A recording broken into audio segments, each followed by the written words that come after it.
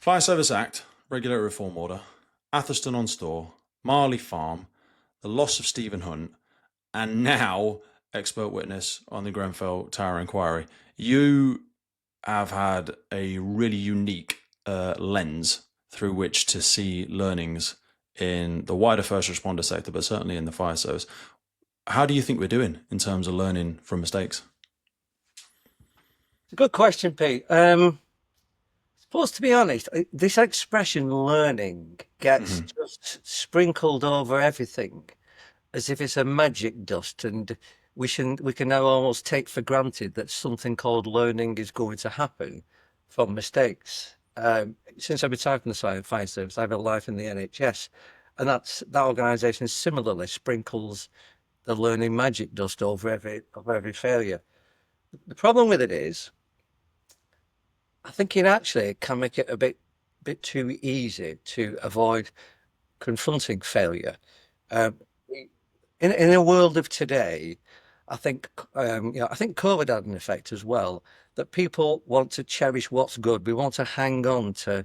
We want positivity. There's enough negativity in the world, and as human beings, our default state is to try and be positive and upbeat about the future. We want to grab hold of Mm-hmm. positivity and build on the positivity. And every debrief starts with let's work out what went well, and then everybody runs out of road to really get into what went badly. Um, and if I'm honest, I think I'm not so sure we've learned a great deal. If I'm to Mm-hmm. be truthful about it, actually, what we have become is more and more risk averse, and I think we risk the creation of this idea. And we had the tragedy in Oxfordshire the other week, didn't we? The idea that the advancement in technology, training, kit capability, etc., creates essentially a risk-free environment for Mm-hmm. operational firefighting. And as long as we stitch together things like a dynamic risk assessment or an analytical risk assessment or, the relevant NOG or Mm-hmm. Yeah. whatever, that operational firefighting is really a collection of procedures, is a proceduralization, and we know all the answers, and it's only a question of almost selecting the right one. Where the truth is, was it Brian Clough said, we had a great team on paper. Unfortunately, the game was played on grass. And I had a lovely expression several years ago.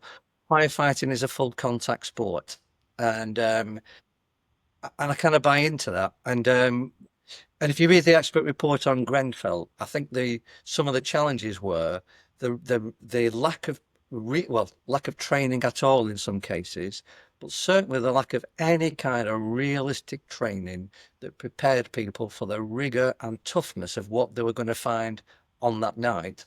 Um, and the same is true of all those issues you just explained there. I mean, the tragedy of Stephen, we really put a long, hard look into ourselves. And actually, the training centre that we've now constructed, it was started when I was the fire chief there. It was finished probably a few months after I left. I would say that is world-class operational training. 100%. But Yeah. the kind of parameters were we need to be able to light real fires that reflect reality. So we need to get set fire to a sulfur because that's what burns in Mm-hmm. reality. Mm. So I think sure we'll go on and talk about it, but I think there are some real challenges about the kind of hard-nosed not rigor of the training or the preparation that we need to think about on the back of all those disasters. I'm going to It's like an old smoky agree. like No, life. no, I'm going to agree with you, but I'm going to pivot it ever so slightly and go. I think most of us try and be net positive, but I think we've evolved to be negative pessimists because the pessimists survive. If me and Steve are out in the wilderness and Pete goes, "Oh, I think that's a butterfly in the bushes," and Steve goes, "No, I think it's a saber-toothed tiger." Likelihood is the pessimist will survive. There's a lot of negativity in our sector, but I agree with you when it falls into that was a tragedy. Look, come on, we're good. We know we're good. Let's move on. I think that's where the optimism comes in. And I think we analyze these things well to say what went wrong. I think I think we're Yeah, pretty good at saying what went wrong. We're not good at the learning. I agree with you. So what I'm saying is we point at things really. well, and it's the so what. It's the afterwards. It's the so what. It's the go. So what are we going to do different from that? And if I look at an example of a really good learning, even though I have my own personal frustrations with entry control boards, is when we first brought in entry control boards. You know, after the tragedies in London, and the old photos of with the chalkboard outside, and I think that was a very simplistic, very very old example of where we took a very hard left turn and we saw a real change in an operational tactic. But yeah, so many of the things that have happened since. Dan Stevens talks about this very passionately. He's Yeah. like, we've got to do something about this. We can't just go tragedy. You mentioned about the NHS because you're absolutely right. I remember I had Martin Bromley on the podcast probably 4 or 5 years ago, and his story. I've said it ad nauseum on the podcast. I won't bore people too much with it, but his wife passed away, Elaine Bromley. He was that guy in the Matthew Saeed book, I think, wasn't he? Is that the Yes, he same was guy? Matthew Syed's Bounce at the beginning of that. No, apologies, Black Box Thinking. What that book's thinking, Yeah, yeah. yeah, where he says, you know, he's an airline pilot. He flies the Airbuses out of an airport in the UK. I won't say where because I think he still does it. And he said, well, there's been a real disaster in aviation. A disaster doesn't even have to happen. Like if a disaster nearly happened and there was an electronic issue, it will be heavily investigated, and they will make a change to the cockpit or where we sit or the size of a handle or a knob or a thing or whatever. He was astonished to see that similar learnings weren't happening in the NHS and that things were just written off as catastrophes. And, oh, well, the human body is very complex. This was a unique situation. There was a complication during surgery and. And then they come up with, you know, he goes around training on crew resource or whatever it's called. Crew resource management. Yeah, fantastic. I think there's elements that we can learn on the fireground in terms of how to appropriately challenge when we feel like we've gone left a long time before and now we're way off path, or we've pursued a tactic that is no longer, you know, we do that cyclic review in the decision-making model and we think, well, we're not getting the outcome that we're trying to get at the minute and we're still doing it. Maybe there's echoes here of Grenfell as well. We haven't historically been good at saying, let's draw a line. It was a good idea at the time, echoing back to Elaine's situation. They were trying to intubate her, wasn't working, you know, brain dead issue. You know, she had to be put on life support and unfortunately switched off after a period of time. So I think the learnings is the thing that we're not fantastic at. And this speaks volumes. You know, we both spoke predominantly, a lot of our conversation is going to evolve around some of the Grenfell learnings. You were expert witness for a long period of time during this. We both spoke about just recently watching the Netflix documentary again. We watched that again. I saw it again this morning.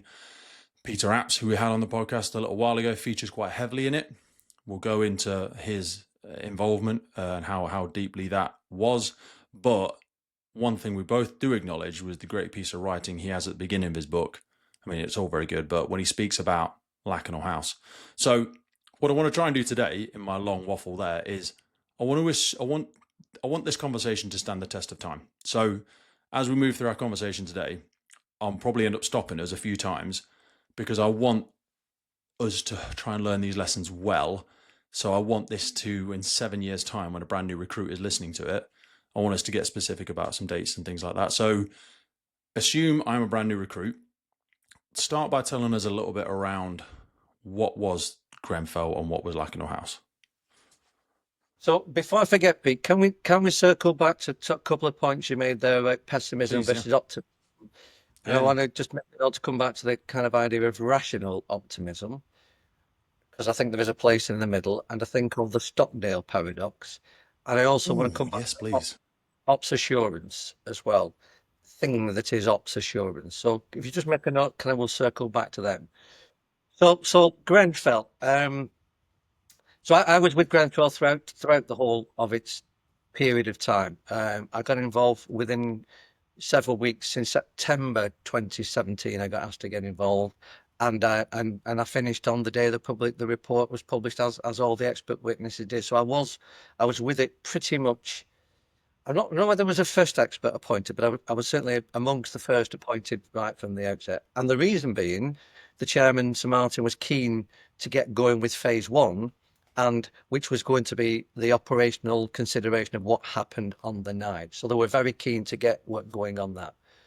So the Grenfell Tower tragedy, the biggest loss of life in this country in a fire since the Second World War, and I would say it was a global event. It was in many ways a modern tragedy in that it was played out across the world's media in a way that other tragedies before, and I'm not so sure as many since, have been played out in that way. I've seen footage live from helicopters. I think Sky was syndicating some of their footage to Mm. to India, to Pakistan, to Australia. Within a very short space of time, there were several helicopters hovering around the tragedy, filming it unfold. And it was live on YouTube. And I'm not sure that All was of the actually freelance, yeah, everything. people were Everything. there with their mobile phones. So it was a tragedy of the modern age for sure. And as the inquiry and the that Netflix documentary that just recently on, and I'm sure that still be available for people in even in years to come. Essentially, what it illustrated was a broken system from end to end. And in fact, no system at all, wasn't it? Right from the operational response of the London Fire Brigade, which was expected to be at a very, very high level. And this is not in any way to be critical of the bravery and heroism of the crews concerned, because that is without question. But we can't let that courage and bravery prevent us from looking in an objective way at what was actually done and what was known and might have been done differently in light of what Mhm. was known. It's an emotionally heavy topic, isn't it? It And is as soon as incredibly. anyone starts to question a tactic, some Yeah, people layer upon to that an accusation of competence or bravery, and we need to separate that to look at yeah, this yeah. dispassionately. I don't know. So there's several books around Grenfell, but there's two I like, and they are flip sides of a similar coin. The Peter Apps book with a lady called Jill Koenig. I don't know if you've had Jill on the podcast. So Jill was a resident of Grenfell Tower. But not on the night. She'd moved house. Jill's specialism. She worked for Arups on the engineering side. She does speaks a lot on the community side. Jill. So she's written a book about the systemic catastrophe that this was. But she talks about the heroes and villains narrative, and she makes a really good point. Two things can be true at the same time. It is true that this building should never been in this state. And that's my point about the whole system, whether it's the building control, building regulations, the construction products, the fire risk assessment, end to end, every bit of it was broken. So, in one level, you might say the building should have never been in that state in the first place. But the fact is, we turn out as operational crews every single day to stuff that shouldn't have happened. That car shouldn't have crashed there. That that water shouldn't have leaked there. We shouldn't be putting excrement into the rivers of this country every day, but we do. The fact is, we are an emergency service, so by definition, we're only going to get called when there's been an emergency. And if nothing had happened that was The unusual, default is the yeah, deck is it wouldn't stacked have been an against us a emergency. It bit. would have been sorted out by now. Yeah. So we can't kind of, in my view, I suppose, have our cake and eat it. So it can also be true that our response wasn't of the order it could have been had we learned lessons, which then brings us back to the Lacanau house fire. So the Lacanau house fire was a fire several years early in 2009 with similar dimensions. I don't think Lacanau was um, quite a ready comparison to Grenfell. I know it sounds like that now, but there were a lot of aspects of Lacanau that were different, but several things were similar. This fire spread in unusual directions. It breached the compartment, and that breach wasn't registered in terms of its significance. There were 3 fire survival guidance calls and 6 people perished, but there were only 3 calls, and that collapsed essentially, or overwhelmed rather than collapsed, the response of London Fire Brigade's control centre. Well, there were several lessons to be learned from Lacanau that with the benefit of hindsight, we look back saying, had we learned those lessons, then potentially Grenfell would have been very different. And there's a strong school of thought that says, well, we ought to have learned those lessons because there was then an inquest, and the coroner, as was identified in the Netflix documentary, wrote very specific learning from death letters to all the people concerned, with really clear recommendations about what they need to do in terms of training, equipment, capability, and so on.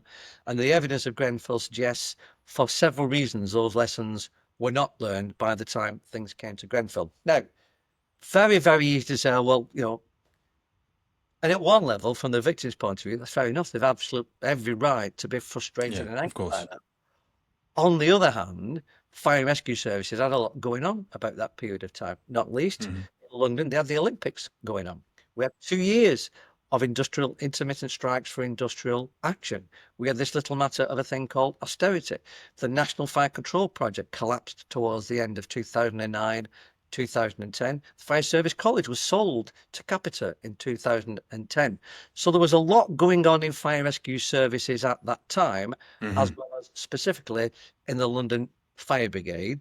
The second dimension is within very few months of Lacanau, we had the Shirley Towers tragedy, where two firefighters perished in Shirley Towers, and I know you've covered that extensively on this podcast as well, Pete. I remember Lacanau because as a chief, we then kind of went out, we checked our a kind of 7.2D stuff, risk information. We kind of refreshed what we were doing with the high-rise buildings. I was in Cheshire at the time. We didn't have a huge number of high-rise. So there absolutely was activity kicked in after Lacanau, but it bore no comparison at all to the activity that kicked in after Shirley Towers, where 2 firefighters died. After that, we all bought new BA sets, we all wire cutters, training programs, and the other coincidence, whether you think it's good, bad, or indifferent, is a coincidence. The inquest for Shirley Towers occurred within 2 weeks of the inquest for Lacanau House. Now, again, I genuinely don't remember as a chief, and I've shared this with colleagues in the inquiry, a huge amount of debate about the impact of the Lacanau House tragedy on the collective thinking of fire and rescue services. I absolutely do remember a debate about the impact of Shirley Towers everywhere, including sharing from Hampshire Fire and Rescue Service, videos, etc., etc. There's a huge amount of discussion. After Lacanau, I think the kind of collective of the fire service community, I think, was largely silent. It was generally seen as a set of challenges for the London Fire Brigade rather than a set of challenges for fire rescue services more widely. We were We seeing, saw it as a local we saw problem. firefighter safety as the challenge, not public Yeah. safety. And bear in mind, we'd had that, 2 firefighters killed in Hertfordshire in mid 2000s. There was a station manager in Glasgow in Strathclyde, nearly perished a couple of years later. The fire services view was high-rise firefighting, and they're right, by the way, is tactically, professionally the most challenging type of fire we are going to deal with. And if you look statistically, probably, I've not done the maths on it, but probably more firefighters have died fighting fires in high-rise buildings. It's certainly been more high profile in recent years than in most other buildings or most other kind of situations. So as a fire chief, it felt very, very, very immediate to me, Shirley Towers. And I've got to be honest, the Lacanau House didn't feel like that at the time. I think there was a really heavy shift obviously post Grenfell, but also a few of the others that you referenced was probably where the drip started to happen. Because when you talk about fire services response, we have to draw a line at what point is this within our sphere of influence or within our sphere of control, i.e., changing our operational tactics. Yes, there's things we can do about that. But the heavy investment in fire protection officers, as an example, came post Grenfell. We decided to much more heavily step beyond the threshold of the fire stations and start to intrude into businesses, organizations. They almost showed that they were swimming naked in some of these incidents where we had a belief that they were managing their buildings appropriately, that the correct investment and procurement of these materials had been diligently tracked and traced and all that sort of jazz, because we were still living in the stay put world, weren't we? It's been a real shift where now we've stepped heavily across the threshold, if you will, and said, we can't trust you anymore. You need to demonstrate to me, because you're marking your own homework, and these buildings, it's almost like we weren't reading the same rule book going into the game, because like you've already referenced, firefighters are entering into these imperfect situations under the understanding that these are emergency situations and they're going to be imperfect by their very nature. But the level of uncertainty and the failure in assumed ways that these buildings would behave was, I think, the bigger shift with Grenfell, just to how quickly I'm not sure I'd it agree with seemed to that. behave. I'm not sure I'd agree with that. Please. I think the reality is that very, very, very few to almost none senior officers in fire rescue service have got any experience whatsoever. What we call it very simply fire protection, fire safety, business safety. We've labelled it. The reality is, up until the 2005 regulatory reform order, we policed fire safety in this country. We used to go and inspect buildings, and if they were good enough, we'd even give them a certificate. We'd tell them what they needed to do, what's called the steps to be taken notice, using the relevant legislation. And if they did it, we'd give them a certificate. And if they didn't, we'd prosecute them. That fundamentally changed. Very few prosecutions ever happened, though, did they? Under the old legislation, prior to the 2005, it's difficult to say. Probably more we haven't got the numbers in front of us, but just from my... But because one of the problems was it was diffused for about 100 and odd pieces of legislation through the licensing. So that was one of the problems, this very kind of complex landscape of legislation that wove fire prevention, as it was in those days, of fire protection throughout. Regulatory reform order comes in, it does 2 or 3 big things. And bear in mind, often these things are events coming together. We'd had all the kind of Bain review, fundamental resetting of what fire and rescue services do. And at its core was a belief that fire services role was in educating the public. In fact, that became a statutory duty in the 2004 Act, where previously it hadn't been. And so the belief that we could save lives by prevention, safety and education really came in. And they were right, because that's what's happened. It was the right thing to do. But it really wasn't a thing much before then. There were only a handful of fire and rescue services really into the community fire safety aspect. You find it difficult to believe that now, 20 years on, but it was really quite unusual. What they had been doing was the legislative side. Now, 2005 Act comes along and it does probably 3 big things. The first thing it does, fundamentally change the role of what fire services, fire authorities did.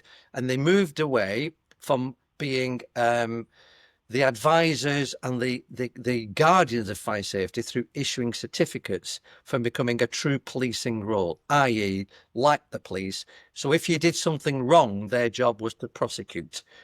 The extent to which that landed is very mixed. Up until 2019, there were 3 fire and rescue authorities in this country that never prosecuted anybody under the regulatory reform. I mean, yeah.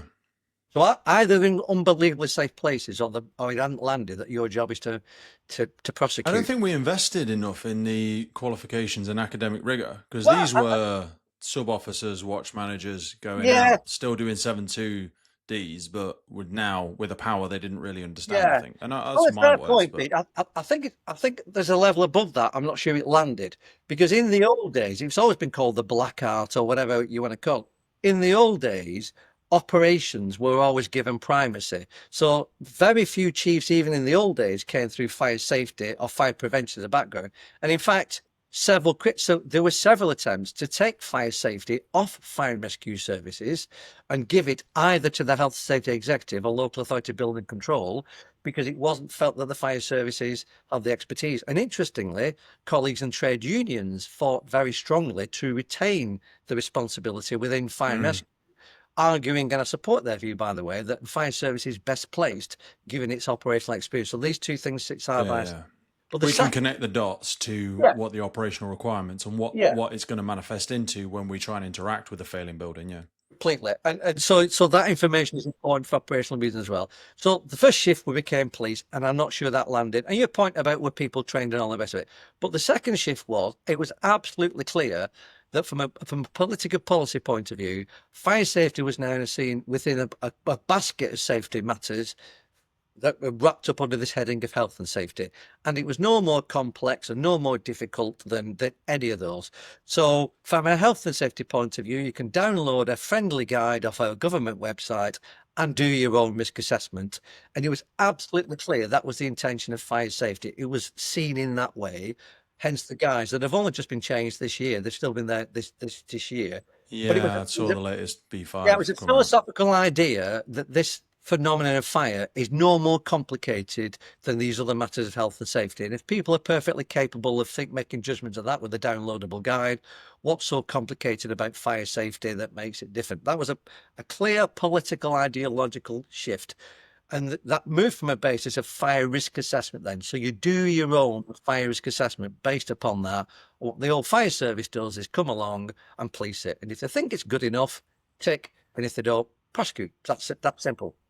You So ever, there's a final thing I'd say on that, Pete, is the trigger then that suggested it's not quite that simple and it's a bit more complicated was in fact Lacanal House. about to say, because have you ever like looked into the difference between complex and complicated systems?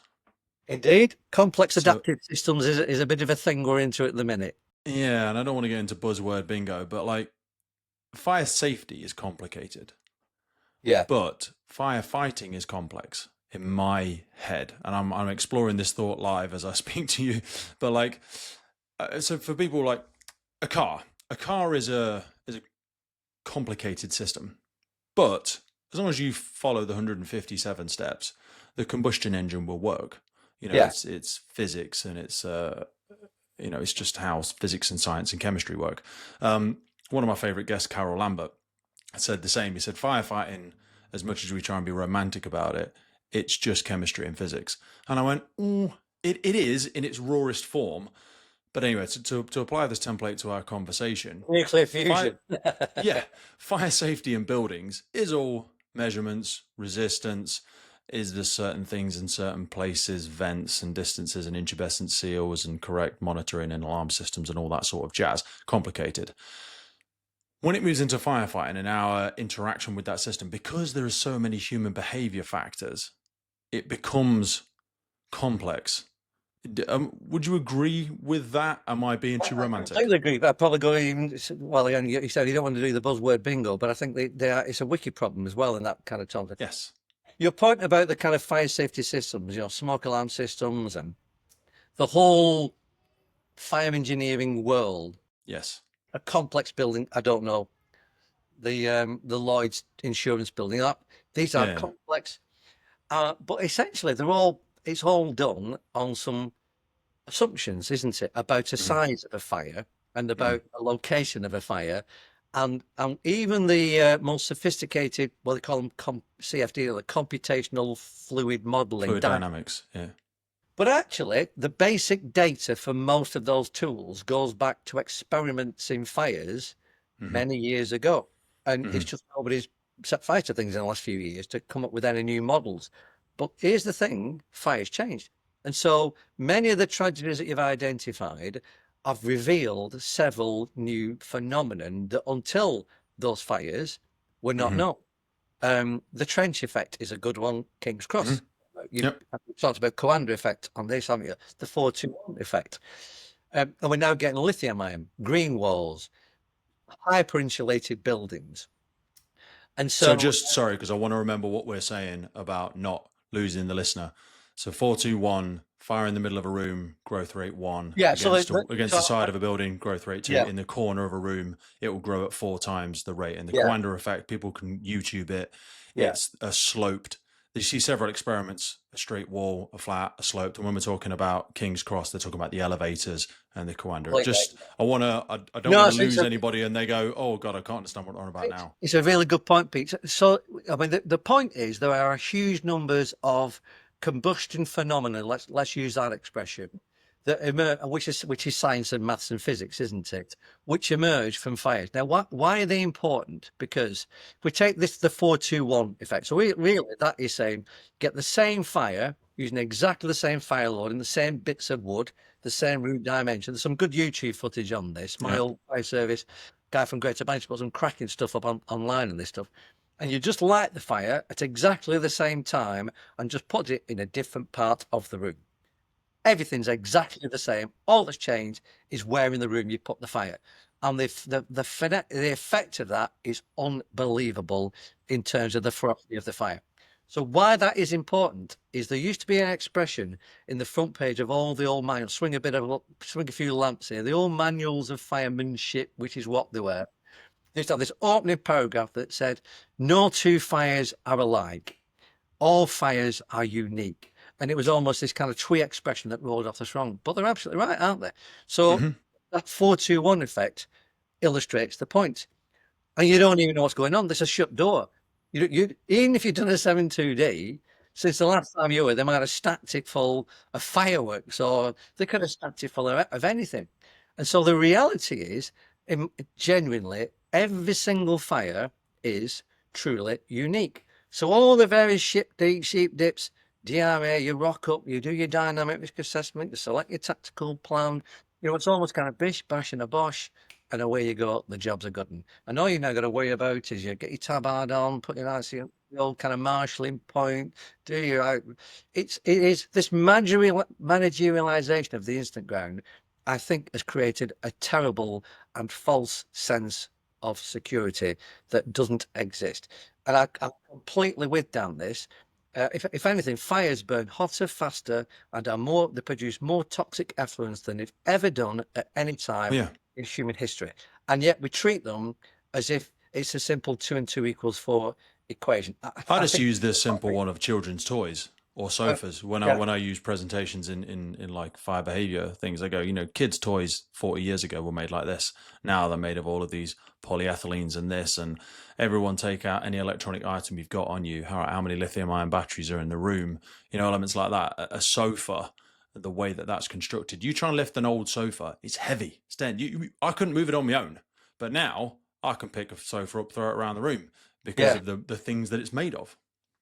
I'd add to it as well the complexity about the poor beggars who were trying to make a bloody decision in the middle of this lot, the incident commanders. Because as well as it being bloody complicated, to use the vernacular, the poor beggars rocking up, even if they've been well trained, they are only human beings. And there's more neuroscience and neurobiology playing into this space as well. So, when we're in crisis, again, don't get too deep on the neurobiology.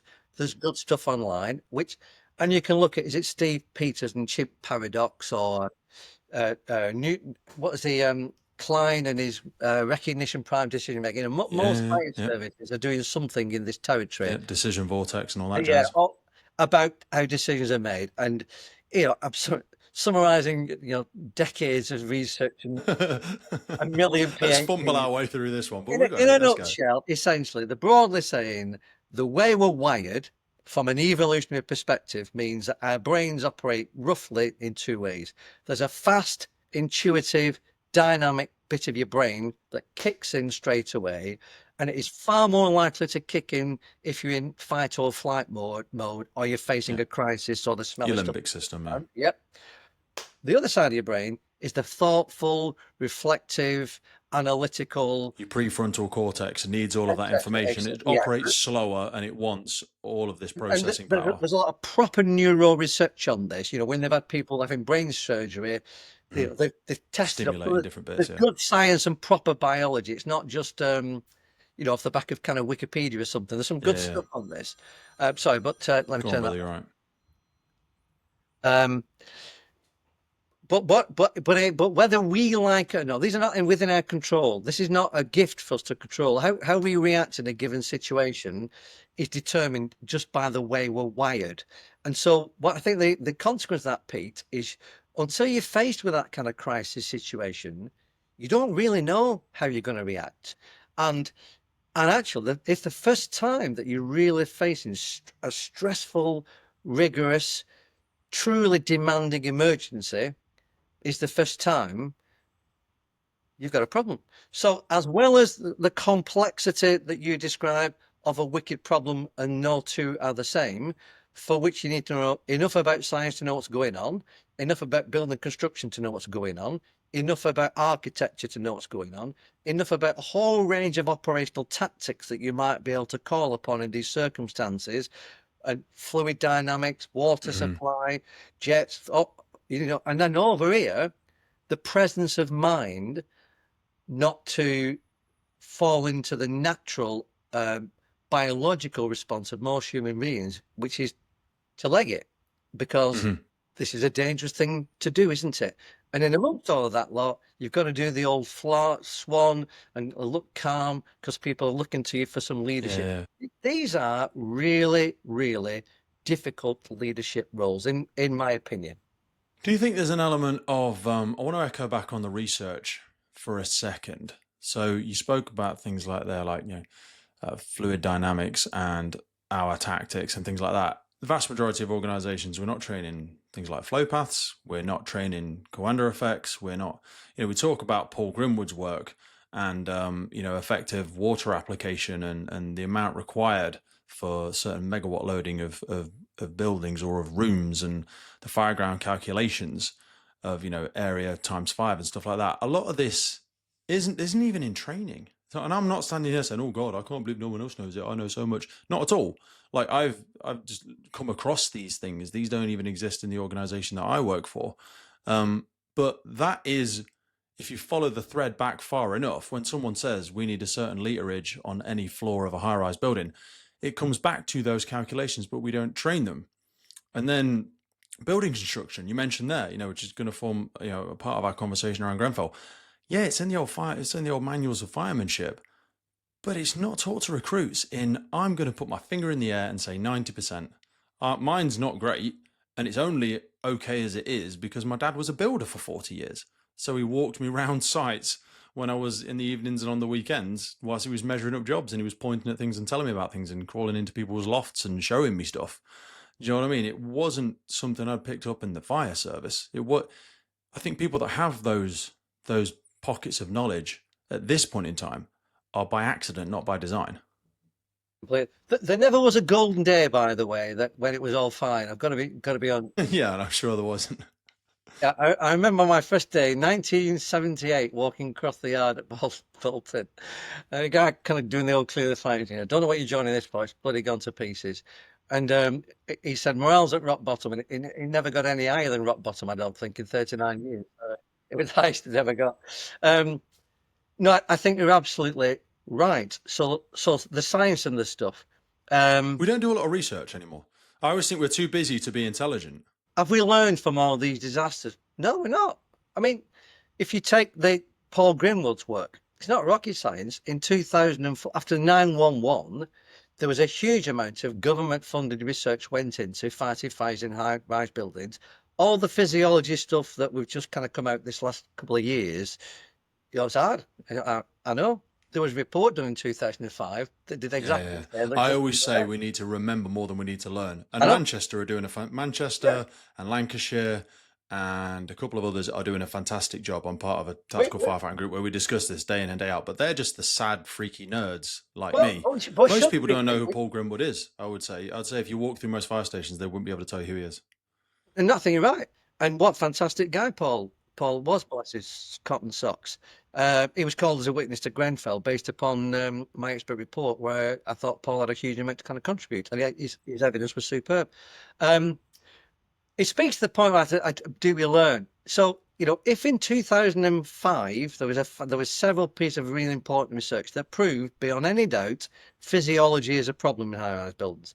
We were all squirting water is a bit of a problem through a 100 mm diameter pipe because there's a limit at going up frictional excess. Water pressure in the UK comes off the residential feed. It's not great. It is science. So on the back of that, we were all strongly advised to go out and buy 51 and 52 mm hose. Today, 20 years on, there are still brigades in this country with high-rise buildings who don't have that 52 mm, and it's been a recommendation for 20 years. 20 years. We were all recommended to go out and get a high-rise grab pack because guess what? It's heavy carrying this kit up a high-rise building. Yeah. Really useful if you've thought about the kit you need beforehand and have it in this nice little box or bag, so you just get up and rock in. So, and then you come into the kind of science. We brought in cold cutting equipment in they put on every first pump in 2012 in Manchester. I thought they called it keyhole surgery of firefighting. Mm-hmm. I presumed in 10 years' time this stuff will be absolutely everywhere. Some great YouTube footing online. I can send you to link to it, Pete. So to bring it online, we set fire to a house in either Oldham or Rochdale to bring new tactic. And the new tactic was rock up, We thermally scan the building with state-of-the-art thermal scanners, handheld thermal scanners. We then, punch through the door to inject the kind of mist. It was the Cobra kit at the time. Other kits Cobra is system, yeah. available, yeah. And then we did it in real time. We had all the thermocouples inside, and you could watch the temperature drop like a stone. It went from 900 degrees to 90 in about 30 seconds, and used about a cupful of water or something ridiculously low, a tiny quantity of water. Whack in the door, and stick a PPV on, and you're inside in less than 2 minutes, probably 90 seconds. It's on tube, it's live on YouTube. Hmm. The link, real time, 2 minutes. They put the fire out, and I'm thinking, who in their right mind would want to still go into burning buildings, all the carcinogenic stuff on your fire kit, or flashover, backdraft? I just assumed that in 20 years' time, the fire world would be safe now.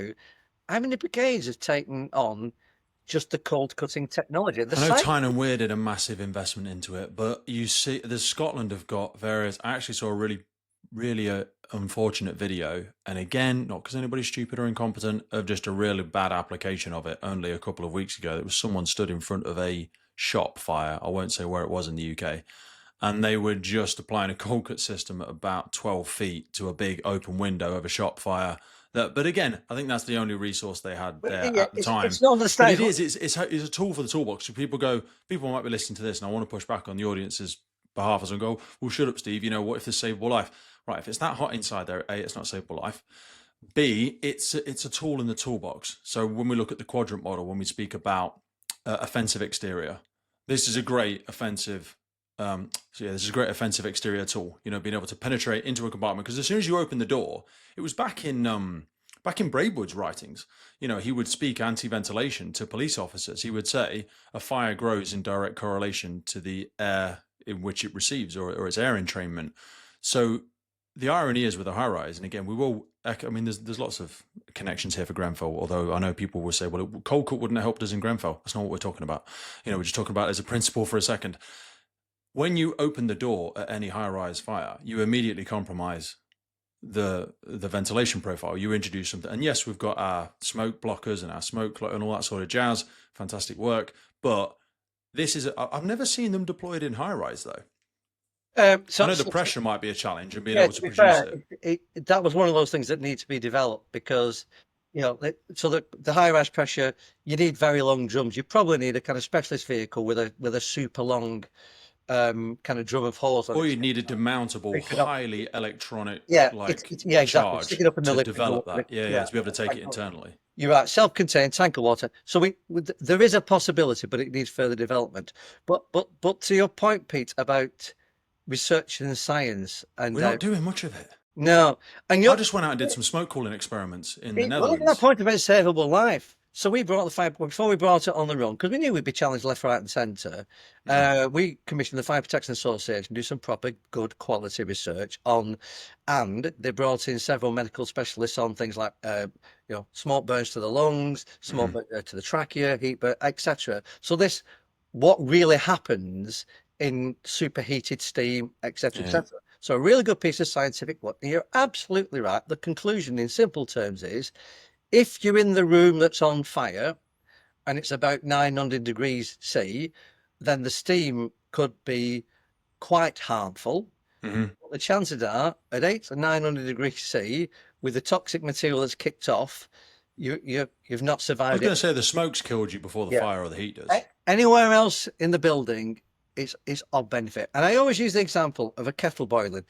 If you put your hand over the spout of a kettle, you'll burn your hand. If you put your hand about that far above the spout of a kettle, you won't, because steam has very, very low kinetic energy. It runs out of energy very, very quickly.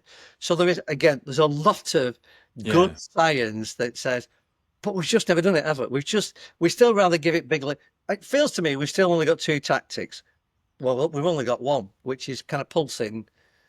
Is there a second that we use? No, so that was the point of the research that I was part of in the Netherlands. We've got the bow method and the art method, because we created the pulsing robots. And you've got a couple of guys who talk about this, don't you? Carol Lambert and the guy John McDonough. There's a couple. What I would say on that, I think Dan said it. If we have a shipping container on fire, we've cracked it. There's nothing can happen in a Yeah. shipping container. I just spent some time down in Portsmouth. Yeah, They're great at it. Manchester have done a lot of work around the docks as yeah. well. They're really good at it. If it's bricks and mortar, we might struggle a little bit. But if it's a shipping container, we've cracked it. And there's They don't nothing mess about wrong. on ships. They Yeah, know they can't get it wrong in the middle yeah. of the ocean. There's not many of them in Lincolnshire. You know, I get it. Training kids is hard. Capability is hard. But they pretending to ourselves. Your earlier point about learning from mistakes. It takes you so far, but it isn't the whole answer. And as long as we kind of get that, I think that's a step forward. I know I completely agree, Pete. There is a really big issue about the science and tactics of firefighting, and I would say Paul Greenwood was absolutely fantastic in this country. Dan does really well. There's a couple of, I'd say, kind of hot fire instructors on the landscape. If you look around the planet, there's probably no more than 20 or 30 people, and you've probably had most of them, if not all of them, on your podcast. They get together once a year in an annual conference thing, don't they? They see CFPT stuff, and Yeah. you probably Just did wonder. one out in America. Yeah. There's the guys at, what's he called? No, Axel, Lars in Lars Axelson. There's also etc. Dave etc. in the Behind UK. the Dave's smoke coming on. curtains. Yeah. You know, there's probably no more than 20. A couple of guys in America who, if you put them together, Do you think they're healthy disruptors, though? Because I think they are, but obviously I've got a recency bias oh, and I'm completely. very romantic about it. To most people, there's the approach NIMBY, not in my backyard. Yeah, I think there's a lot of that because if you speak to any, let's take Paul as an example. Paul had been in London Fire Brigade, I think 2 or 3 years, and I might get this wrong, before he started doing international travel and going out going, I'm not the sharpest knife in the drawer, but I'm not sure this makes sense to me. I'm going to go and he must have pissed off, excuse my language, a lot of people saying, what do you know? Get back in your box, finish your development, probie. Do you know what I mean? So you have to have a really healthy disruptor muscle to look at this and go, what? Hang on a minute. Well, I completely agree. And the second thing that happens, though, and it can happen even better now because of technology, is you find your own tribe. You find the people like you, and you then almost circle the wagons. And it's them lot up there don't get it. So we'll do what we can within our tribe at our level, but that's the best. They almost kind of convince themselves to give up because nobody's listening to that level of disruption. Yeah. And in a way, so I've spoken to many of those guys. So with my kind of new role with the Fire Sector Confederation, I've chatted to Dan and several others. I do think there is scope for higher authorities. It was one of the reasons. Sir Martin Bowen's big recommendation for Fire Academy. During Grenfell, we were all asked to submit reports on what we think the recommendations should be that we'd like Sir Martin to consider. All those are available online, Pete. And I made several suggestions. The main one that Sir Martin picked up on was the idea of a fire academy. And College of Fire, was my part of this was my thinking that we absolutely do need to bring together, in my view, the best in the world, and we can do it with technology without having to travel all over the world. So they're all smokies, aren't they? They all kind of you watch them online, and they love nothing better than having about 28 hot burns in a day, going on a couple of beers and swinging the lamp. All going to probably die early. Well, brilliant. But, why wouldn't you? Just look at that helmet. How black is that helmet? There's that kind of cultural paradigm, isn't there? There's nothing wrong with that, but it can also be exclusive as well. And what I think we need to try and do is get that insight and that knowledge. I think Dan is doing some really good challenge about that. I think NFCC is trying to push a bit of this through NOG. Whether NOG's the vehicle is another matter entirely. I don't think NOG's the vehicle. I think there's some but I know. issues. I've just recorded with Phil Garrigan, and it'll probably go out before this goes out. And Phil has an interpretation of this, which I quite like, because when we think of a College of Fire, people have this vision of a building like the Fire Service College used to be. And I appreciate the company that owns it now still do a lot of great work, but it is a private organisation now. He's talking about centres of excellence. So an example, the tremendous investment that's gone into Manchester Fire and Rescue Service, or the incredible training facility now available at Merseyside and places like this. There becomes I think it's the no, it's not the Peter principle, the Matthew principle, where the rich get richer and the poor get poorer. I think you'll see these areas where Manchester, Lancashire, Merseyside, West Mids, maybe a few of those larger brigades will continue to the distilling process. They have time, they have capacity. I mean, at Manchester, when I was down there recently, Dave Berry, I did a podcast with him. I think they've got 60 staff in their training department. That is just massive. That's like 3 times the size of most other organizations, maybe 6 times the size of a lot of the training departments. And therefore they're making capacity for this incredible research and development. I think where NFCC should try and sit is to bring that together, standardize it, disseminate it across the UK Fire and Rescue Service, but also find some sort of payment scheme whereby you can invite whatever smaller service from the middle of nowhere to Manchester and train its officers there, bring them to the Fire Service College, bring them down to Merseyside, have these centres of excellence. This person is great at, Wales are amazing at wildfires. Manchester might be top on fire behaviour, Merseyside and the USAR capabilities, whatever it might be, trying to come at it from that frame rather than saying, right, we all need to invest to create a college of fire and every service has got to give £10 million. Well, that's never going to happen. It's just it's not realistic. I think that's a reframing of it. And I think Phil has a big appetite for it. I will say that he seems very intentional about it. Whether that manifests, whether it's within his sphere of control, I don't know. So it's a good one, this, Pete. So I made the recommendation in the first place about this fire. Well, it's a good illustration of how something that started off here then becomes something entirely different over here. What did you envisage when you recommended it? Fire Service College, because it was a mistake to flog it in the first place. We're never going to get that back, though, are they? Because the government would have to buy it back. Straight away, you've fallen into, well, we know that's not a job for Sir Martin Morbeck. Sir Martin Morbeck's job was to recommend, on the basis of the evidence in front of him that he saw, what he believed was necessary to secure a better future. It's not up to him to find the money to do it. That's a matter for government. Whether the government accepts it or not is a matter for the government. But if they refuse it, they have to accept that we've made a recommendation. Yeah. He was surprised that there was no... he's familiar with other sectors, whether it's Sandhurst, the College of Policing, international models. And he was surprised that there was no equivalent in the fire and rescue. It is baffling when you think about it. So you're already in that negotiating, compromising space, Pete, because you're in the world. You're right. You're right. Just part your compromise to one side. The government spends billions on some things that we roll our eyes at every day. And we go, if it's important enough, you'll do it. It's a country. We've just blown 385 billion. I have no idea we've blown it on a couple of new roads. So the idea that somehow or other this is an unaffordable prospect for the UK PLC.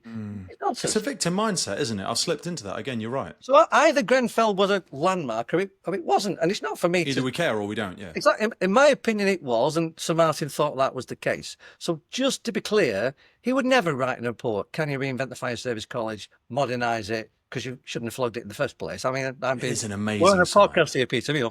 So. Yeah. I'm just being honest. That what you asked me, what I had in mind, and what I had in mind was a facility a lot like the college that wasn't crumbling.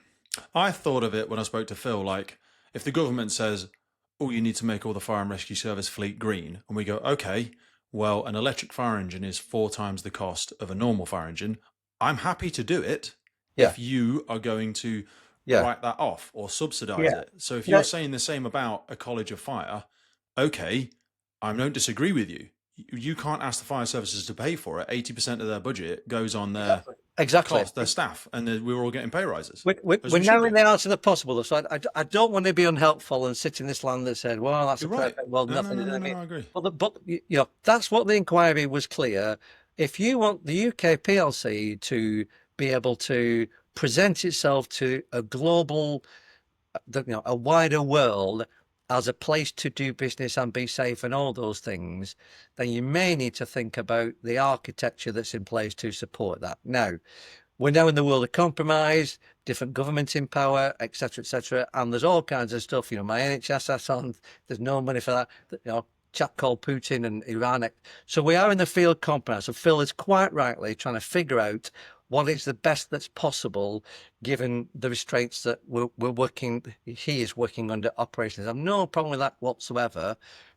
Right back to that's not the same thing as what the inquiry was. Yeah, no, you're right. You're right. Very different You are thing. right. So this is the real world, and the inquiry was where it thought it should be. So then on that blended model, again, we've been around this circle a few times over the years. Completely agree with it. I mean, when we built the Meister Training Centre, so just to be clear, there was no you've covered the sort of Stephen Hunt stuff. It's a terrible tragedy, and there were many reasons behind it. But there was no kind of subsequent HSE stuff. If we're looking at fault and blame, there wasn't a question of people being at fault or blame. I think that probably, and you might think, well, he would say that, wouldn't he? But I genuinely think that was a lessons to be learned situation. And one of the lessons to be learned was things like proper hot fire training. Heat exhaustion was a kind of real issue. And some of the issues about synthetic smoke and propane is not going to cut it. And so, although there was comms was another one, kind of radio comms. So, although none of those were criticised as being wrong, that's not the same thing as being right either. That doesn't mean there weren't lessons to be learned. So, right from Stephen's tragedy and before, we were already on a direction of travel about what a modern fire and rescue service needs to have. And in simple terms, when you ain't got many fires in the real world and they're still dangerous, you've only got one choice, and that is to create pretty close facilities to enable people to come as close as realistically possible to the experience they're going to have in the real world. It really has become beyond diluted. I often use the analogy of the military. Like the military, a tiny, tiny percentage of the military will ever deploy into a conflict zone and action. And I appreciate all of our serving armed personnel, and they're doing a fantastic job when they have to. But just off data, the vast majority of them will never deploy to a conflict zone. And I'm glad of that. I don't want our soldiers going to war unless they absolutely have to, because it's horrific and I know nothing about it. So that having been said, they still train all year round, really big, expensive training facilities and bases, and they do it day in and day out for a thing they will likely never do. Yeah, that was even though we've got less fires now, the vast majority of firefighters once a month, if not once a set, are going to go to a fire. Yeah, completely.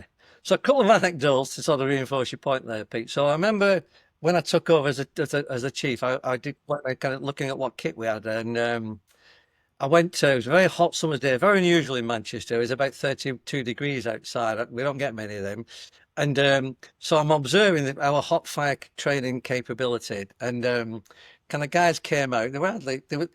So they came outside, and I said to the instructor, I said, so what temperature do we go to on our hot fire training? He said, oh, we got, I think he said 21 degrees or something like that, 20 something degrees. And it was 30 degrees outside. So I said, so I'm hotter stood here today with my t-shirt on, with my shirt on, than they are inside there, and they're doing hot fire training. Is that right? He said, well, yeah. I said, well, do you not think there's something a bit, this is supposed to be hot fire training, and it's hotter outside than inside. We've got something wrong. That's not hot fire training. Was that a synthetics that they were doing? Yeah. Was it? And then, I was going to say, because temperature would be way higher. Environmental health, boss, we can't do this. And then there's health and safety. And then shortly afterwards, I went to another fire station, and there was a roof on the floor with a little kind of parapet, so about a metre off the floor. And then the roof went up from there. And the watch manager was showing us around, and I said, what's that roof doing on the floor over there? He said, it's for roof training, boss. I said, well, can't be picky on that. But in the old days, you used to have to go up a ladder, flip it over, and run it up the roof. That's what you had to do to use a roof ladder, and then learn how you get onto the roof. It's quite dangerous up there. He said, well, yeah, we can't do that now. It's health and safety. He said, it's dangerous. I said, I know. That's why people call the fire brigade, because there's been an emergency. That's what we unnecessary risk during training. I think, Peter, we've had years and years of, and I know it's like a right Luddite and the old job, but this is not about punishing people. This is not about putting people in unnecessary danger. Not bee stings, no. But if you go all the way back to the first piece of work that the Health and Safety Executive did on training in fire and rescue services, it was done in 1980. 1984, 40 years ago. It was called Training for Hazardous Occupations. And it's worth going back and having a read because it's as real today as it was then. And even the health and safety executive said, if you are putting people in a stressful, difficult, and dangerous situation, at the very least, you need to train them to the best you possibly can to prepare them for that real world eventuality. 1984, that was the health and safety executive. And so different fire services are trying to do different things. I absolutely get the constraints and the various health and safety improvement noted, et cetera, et cetera. And I know it's really hard, but I think there remains a need just to take that step back and say, where is the capability? How do we cluster it? How do we use specialism? How do we make sensible use, whether it's sensible excellence or whatever? How do we maximize the total capability we've got within a better framework than we're delivering at the minute? I want to respect your request. Cycle back. Admiral James Stockdale. Yeah. Difficult circumstances, enduring hardship, staying motivated. So your point earlier, Pete, was about not getting too pessimistic, but there's something about optimism, because without optimism, so there's two expressions. There was a famous Marxist called Antonio Gramsci, who was in prison, and he wrote a really important piece of work, and he talked about the pessimism of the intellect and the optimism of the will. So he talked about people need to be bright enough to understand it's a bit grim, it's a bit bad, but by the same token, have the willpower to be optimistic, to believe there's still opportunity, they can still conquer it. So this idea of this juxtaposition of bad and good, negative and positive, has been around a long time. The one I prefer was a guy called James Stockdale. If anybody reads kind of management books, the guy called John Cotter wrote, was it Good to Great or something? Was that? No, it was Jim Collins. Jim Collins, Good to Great. I think it's either in Cotter's book or Jim Collins' book. He gets a mention, but he's written his own book, Admiral Stockdale. Call it the Stockdale Paragraph. So he was the most senior officer of the U.S. Army in the Vietnam War as a captive prisoner of war. He lost a leg. An incredibly brave guy. A really intense story. And he chose to stay a prisoner of war in order to manage the prisoner of war situation in Vietnam. And he used to say, I hate the optimists because they get locked up and they'll be out by Christmas. He said, and he said, those are the guys I used to really worry about, because they'd have 5 or 6 failed escape attempts, they'd have a terrible time, and then they'd just unrealistic expectations, literally lose the will to live. And those were the poor guys that are doing suicides or whatever. They succumb to despair and give me a rational optimist who says, well, I can get out of here, but I'm not going to do it in 5 minutes. Firstly, I need a smart plan. And secondly, to execute that plan is probably going to take a long time. So if it's digging a hole, just so that it doesn't get noticed, I can only dig that much each day. And if I do any more, I'm going to get found out. So I've got to be really disciplined, really rigorous, and it's going to take me 6 months. So I best get started now, because whenever I start, it's still going to take me 6 months. And that persistence, that resilience, that tenacity, that stickability, that rational optimist constantly believes, and there'll be bad days and good days, but he said they believed they were going to get out. And do you know what? Many of them did. And I kind of love that. In the fire service, and my early point about morale's never been higher than rock bottom, we either talk ourselves into gloom and despondency that nothing's possible, or we pour syrup over everything and want it to be absolutely brilliant. And we talk about the guy in the fascio, isn't DRA brilliant? Isn't not brilliant?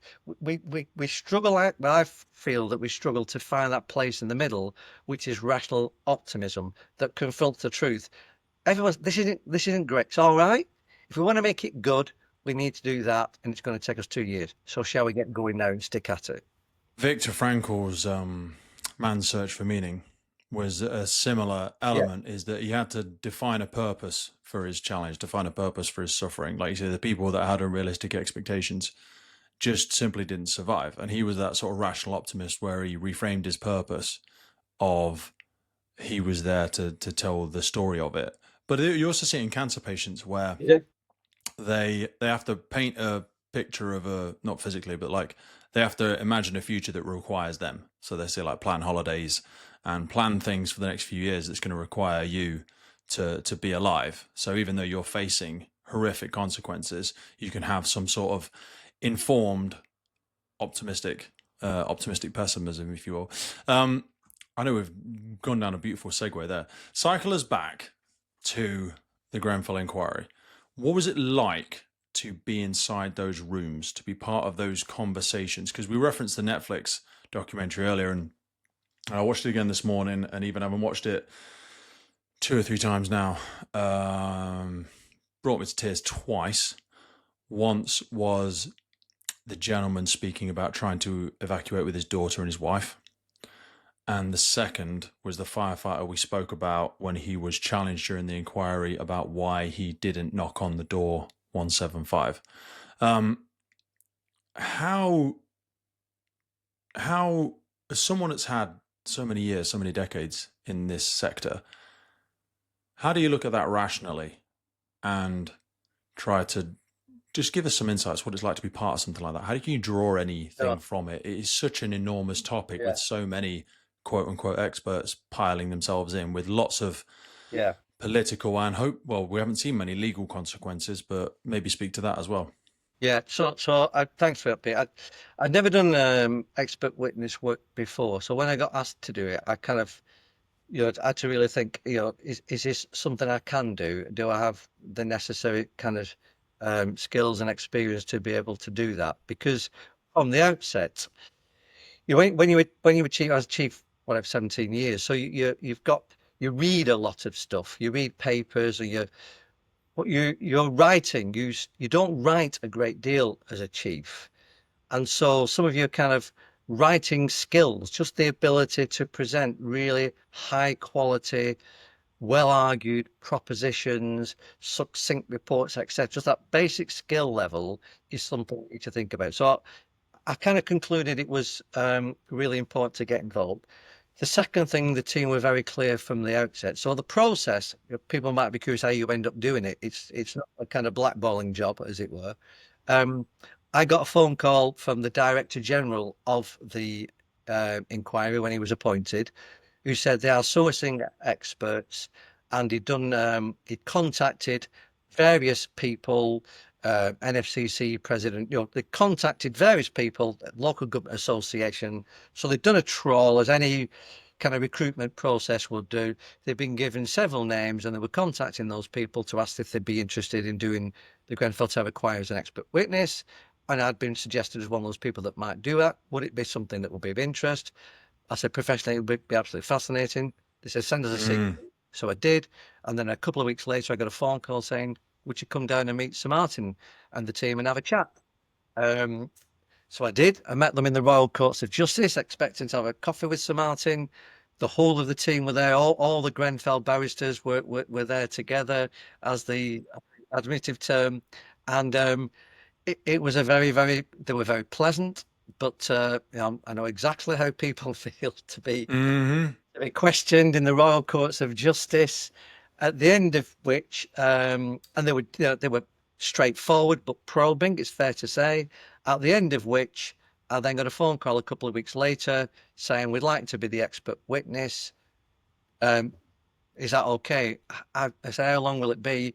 And they originally thought up to 2 or 3 years as a minimum, might be a bit longer, to be 7 in the end. And so I said, well, I committed to seeing it through to the end, whatever length of time that took. So that's just how you get involved in it, Pete. So it's kind of quite a straightforward process. From the outset, you also sign various documents and where you are clear about your duties, legal obligations, and those are to give your opinion, professional opinion, genuinely without fear or favour. So if you think what an organisation did was wrong, you need to be clear that this is binary. There's good and bad. Yeah. It's not a learning exercise. There's the public inquiry.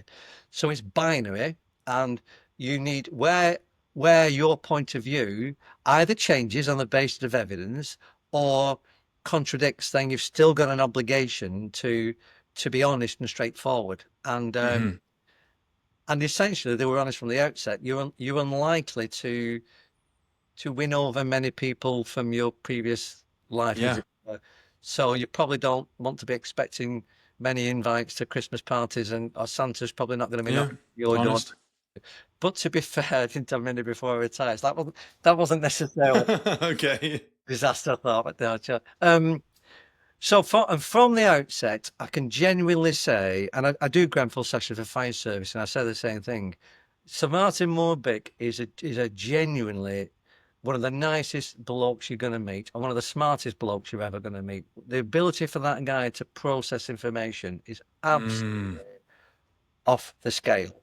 And When you meet people like that, oh, it is just like another species, I mean, isn't it? it's It's very interesting. like, Some people are born to be judges, and Sir Martin was, mm, born to be a judge. They say I never saw him lose his composure once, even when some people. There's a good Netflix clip where Lord Pickles, I think, tested Sir Martin's composure in the way he kind of conducted himself in a couple of hearings.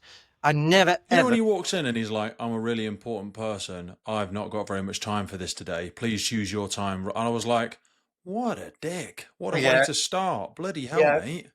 I My don't think words, you're not the only yours." person that thought that, and I even was in the like, room that day as well. "Really, Yeah. really? I You've was got there more that important day. things to And, do than this." yeah, Lord Pickles' is sort of spads are kind of, so Yeah, anybody asked for a break anytime and they got it, whether it was with the operational crews, Lord Pickles, Arconic. If people asked for a break, they got one.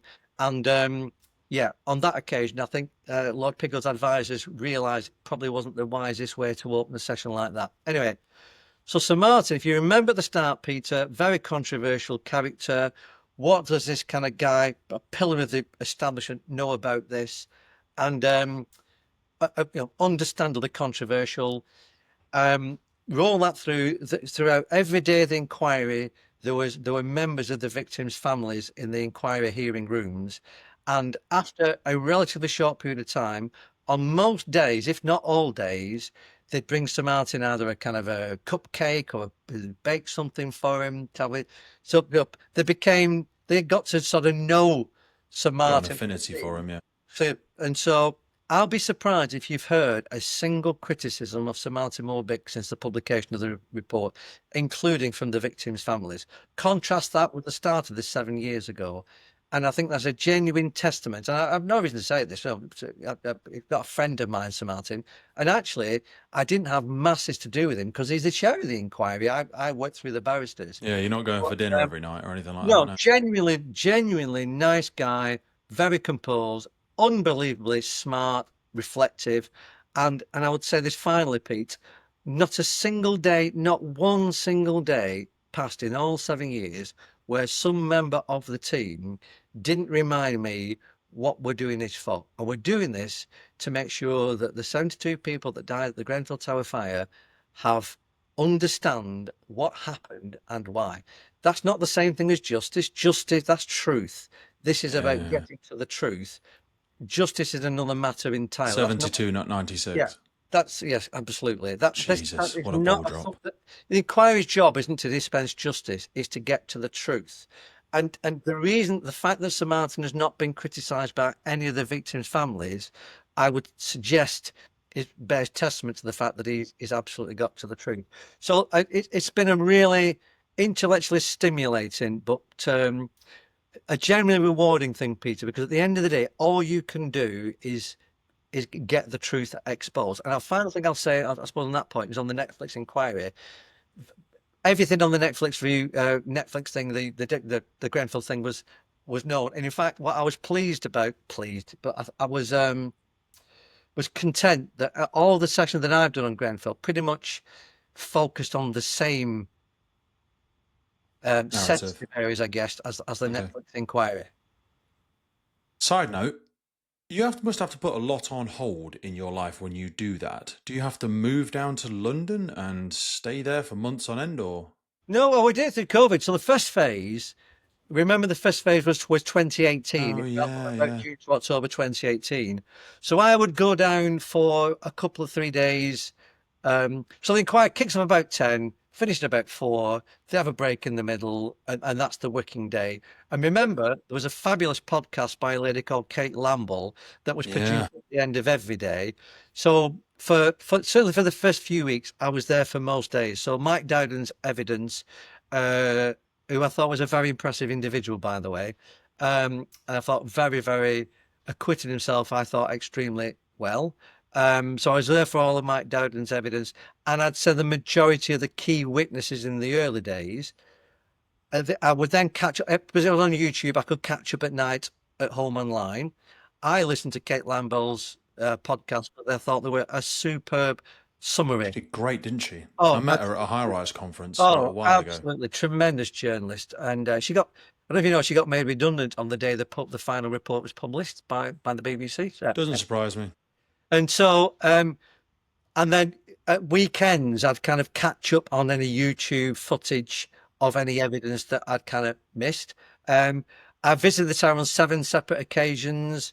I was observed when the water expert did his test for the London Fire Brigade.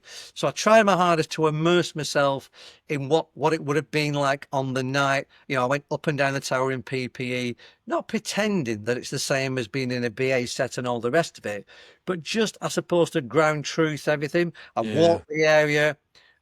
So yeah, seven times I was at the tower and spent. So yeah, it was quite full on for the first year, for the first evidence, and then, you know, like the team put the report together, helping do that, and then my actual evidence came in phase 2. And so again, you're right, Pete, lock yourself away. So how that works is they call for evidence. So there's specific terms of reference, what the inquiry is looking at. And after phase 1, Sir Martin was clear there were things that he could make a decision about in phase 1 that he probably hadn't expected to. So my terms of reference shrank a little bit for phase 2. So I got issued new terms of reference, what they wanted me to look at in phase 2 and produce a report on. So I got very specific terms of reference to produce a report on the efficacy of the firefighting tactics, the efficacy of the approach to 7.2, what, you know, the 5 or 6 things. And then you have a confidential evidence pot. So they call them a Reg 9 notice. So the inquiry team writes to LFB and others and say, give us every bit of evidence you've got on breathing apparatus checks or training or whatever. And you just get a massive information. So my pot had 14,000 separate records in my confidential database. So you review all of that lot, you Do figure you out. get an aid? No, it's Jesus. no, and then you kind of work through all of that lot, and you then write your report with your findings. That then report got sent to all the core participants in the January of 2021. The reason why that's important is it's possible. So where I said the LFB did or didn't do A, B, or C, and I think that's a material weakness or a material failing or a significant weakness. That's the kind of language that you'd use. I found no evidence to support this, or I found no evidence of the other. The LFB still had between the January of 2021 and when the hearings themselves were held, which was in the October time, September, October, November, to produce any evidence that I'd missed. So there was still an Counter that, yeah. time, yeah. So and so I then gave oral evidence against that report alongside all the other witnesses called in that module, which was module 5, firefighting. And then once you essentially it's kind of done then, and really I would observe the rest for the last couple of years, and then the only thing that you do, you keep a watching brief, and if there's some query, because all the experts have their own expertise, but Call you they back in, yeah. you know, if an engineering expert said, well, they could have done, the water expert said, for example, Yeah. you know, a branch would reach the top of the tower in theory, and I've got all the data, blah, Yeah. blah, blah. And they'd say, well, is that right? You'd say, well, if you're only doing one branch, it might be. But when you've got 6 overrunning and the crew, so you could then put an operational overlay Yeah. on some of the, that doesn't mean that the reports themselves would be changed. That's the water experts report, or that's the comms experts report. But it's all there for Sir Martin to weigh in the balance. And remember, Pete, Jesus. Sir Martin's job, as experts, you're encouraged not in any way to try and come down on one side or the other. That's not your job. And actually, it's not only okay that experts can disagree, it's probably good that they should. You know, a very early point you were saying, isn't it complex firefighting? Yes, it is. So there isn't a straightforward answer to some of this stuff. No. I guess the final thing I'd say, so it was absolutely fascinating, Pete. And then in this process, constant questions from, they call them the BSRs, bereaved survivors and relatives, barristers and lawyers, where they felt my report hadn't gone deep enough or they got further questions. We talked that through. And if I needed to do an addendum to my report because they'd asked some questions that hadn't been covered in my report, or the team felt needed to be covered in my report. So it's a very iterative process to get to a final report. My draft report started at 480 pages and it finished at, I think, 90 something, including a CV. And that wasn't the team. That was my decision. So where I would say X, Y, and Z, they'd say, well, that's entirely fine, but we have covered that quite a lot in phase 1 already. So do you want to make sure you're not repeating what we've already done? And Yeah. secondly, yeah, what's your base of saying that? If that's your opinion based upon your experience, that's fine. Say that. But if you've got some evidence to say, actually, the policy is this, or history suggests we've done that, then, we'd welcome seeing what that evidence is. Not for us, because there's 628 core participants, I think there was in Grenfell. Every one of them had a barrister, and every one of those barristers and core participants has a right to challenge what it is you say. So it's a good idea to have some evidence for saying it if you possibly can. Yeah. But if you haven't, that's up to you. Just be prepared for a difficult challenge. And I said there were probably only 2 areas where I think that ended up being the case. One of the big questions I got asked was, you mentioned flat 175. There were several others where the firefighter was sent on, let's say, a mission, a clear mission with a clear brief, and they encountered people in the staircase in terrible states of distress, and in most cases, not all cases, but in most cases, they turned around and brought the casualty out that they'd found on the staircase. And the fundamental question was, is that what they should have done? What was the rule? What was the policy? What's the guidance say what they should have? If you've lost a loved one in one of those flats where your crews have been sent, then you've got a really understandable That's a good question as to whether or not that's written down anywhere, because we There come isn't. across savable life, then we save savable life. But that's a bit of a kind of, what does that mean? It's almost a Exactly. Yeah, that's what I'm saying. What's the metric? What's the? Yeah, it's a very what does that mean? It's only after 2 the event. questions there. Well, if you saved a life, it was savable. If you didn't, it wasn't. This is the thing I'd say about NOG, Peter, and the guidance.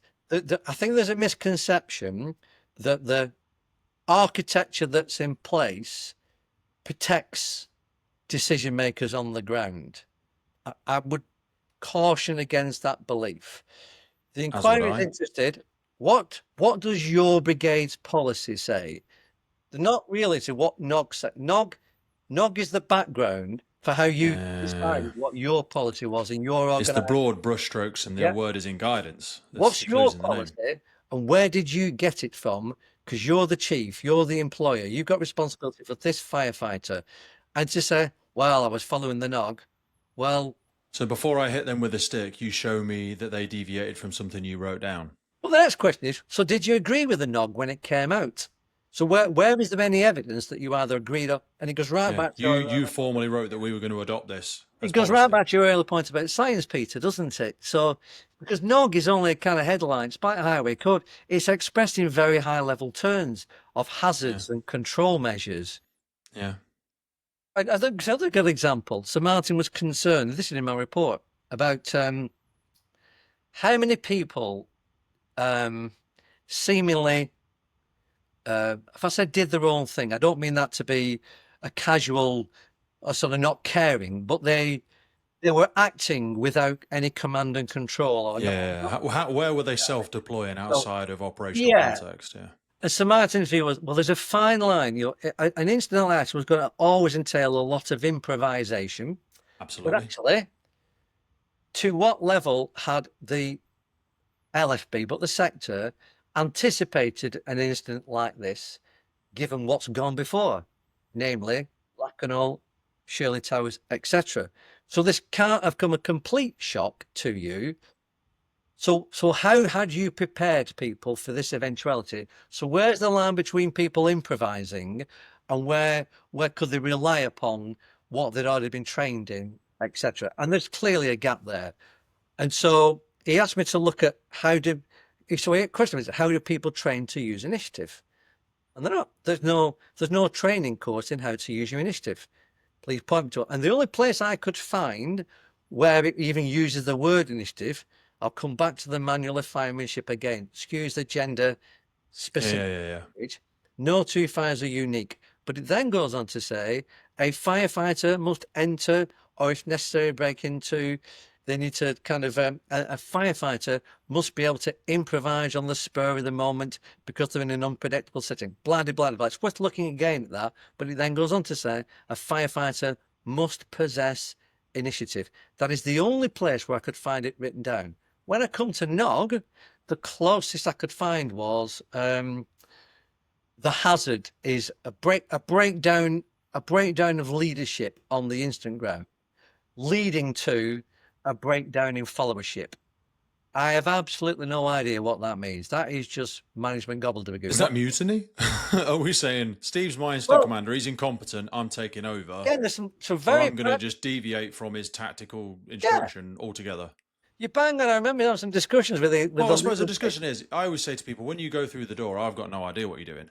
I gave you a bit of a brief from the information and situational awareness I had outside and said, I think go in there, stairs are on your left, go up, apparently bedroom's on your right. I'll say it in a bit more of a formal manner. But if you go in there and you go, bloody hell, gaffer, fire's in the front room and I can see the casualty on the floor, I don't want you to walk blindly past all of that and go upstairs. I want you to use your intuition.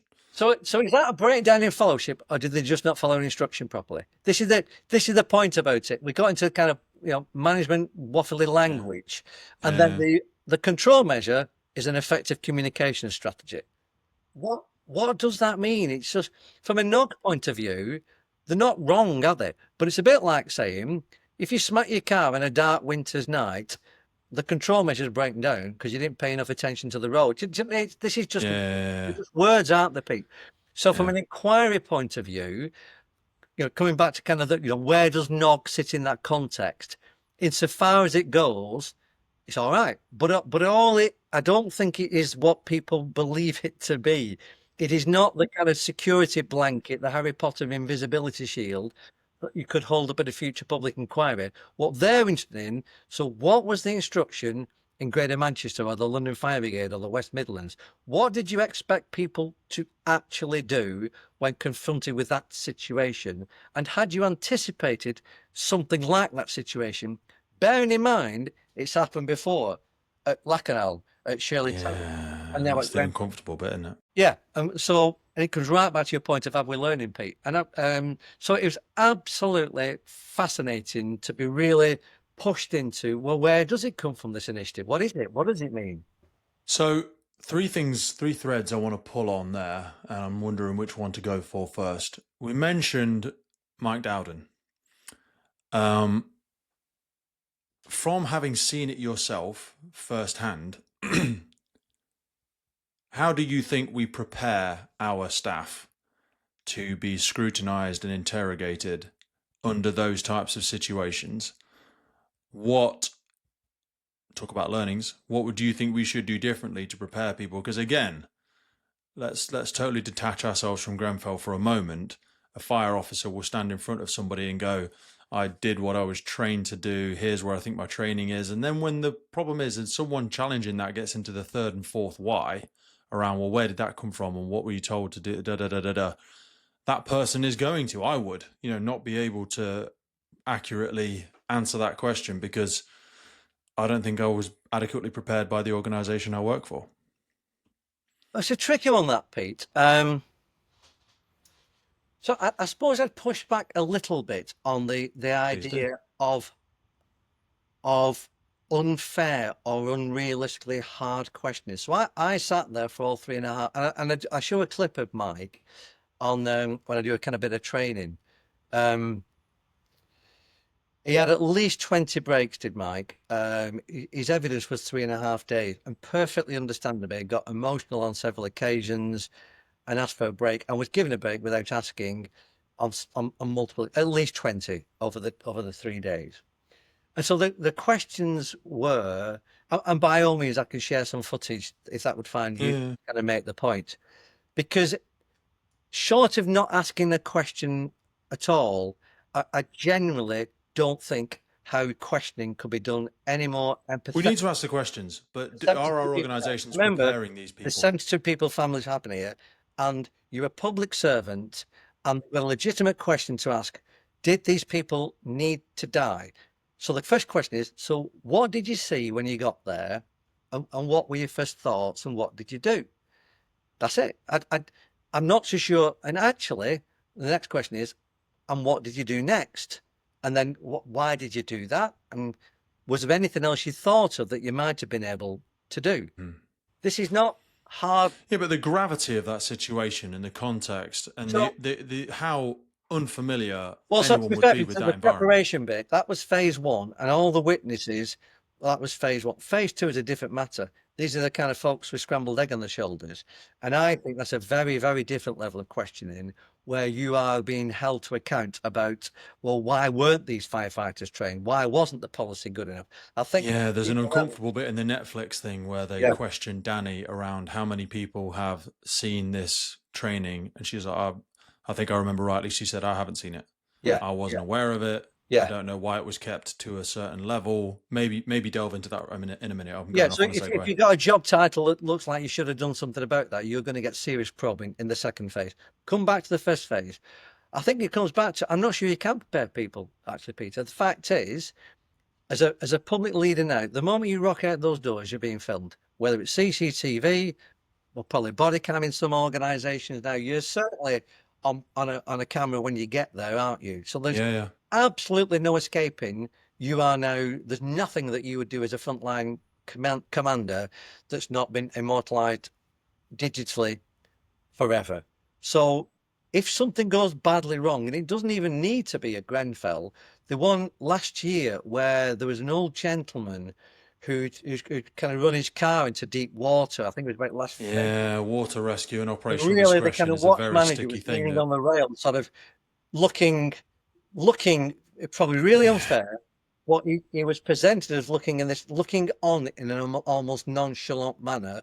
Meanwhile, this young guy in waders went in to help out this old guy up to his chest in water in his 70s. So it actually doesn't even need to be a Grenfell, let's say, didn't look good. for that Yeah. kind of for that level of scrutiny. And so if you're in a position of authority, I think you need to expect the chance of you being called to account, whether it's in a public inquiry, an inquest, the media, the court of public opinion, are now high. And if that's not your bag, you really might want to think about whether leadership is for you.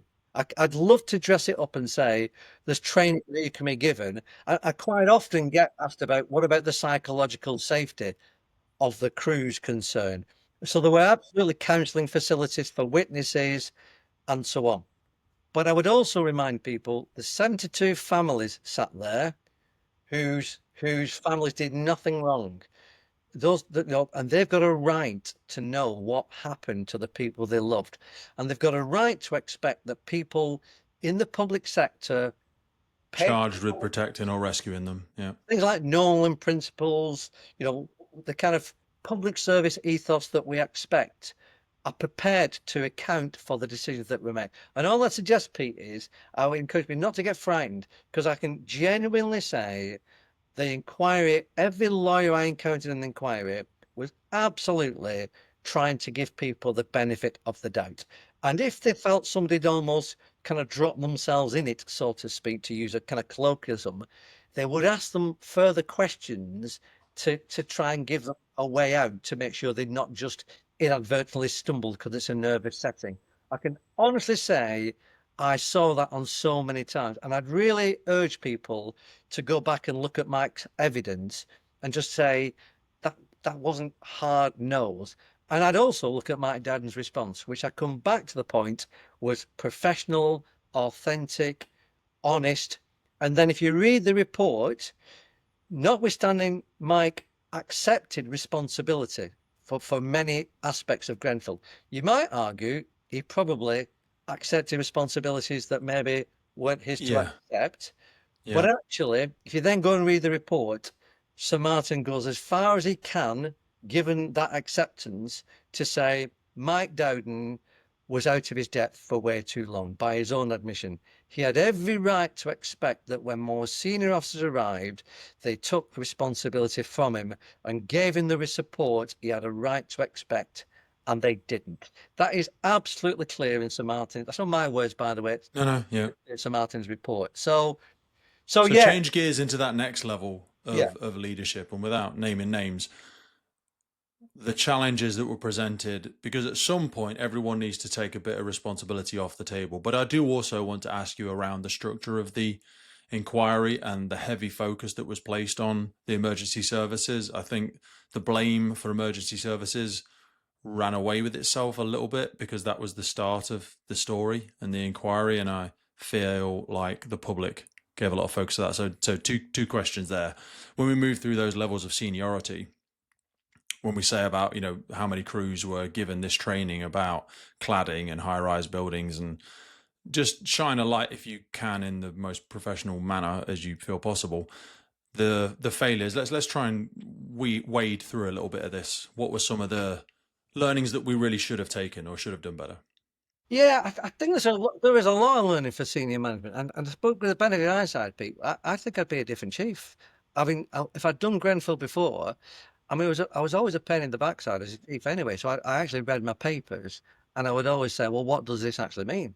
I think as we bring forward new policies, we should test them to destruction. And actually, the people at the top shouldn't just kind of go along and say, has it got an equality impact assessment? And I absolutely get kind of culture change, Yeah. EDI agenda, etc.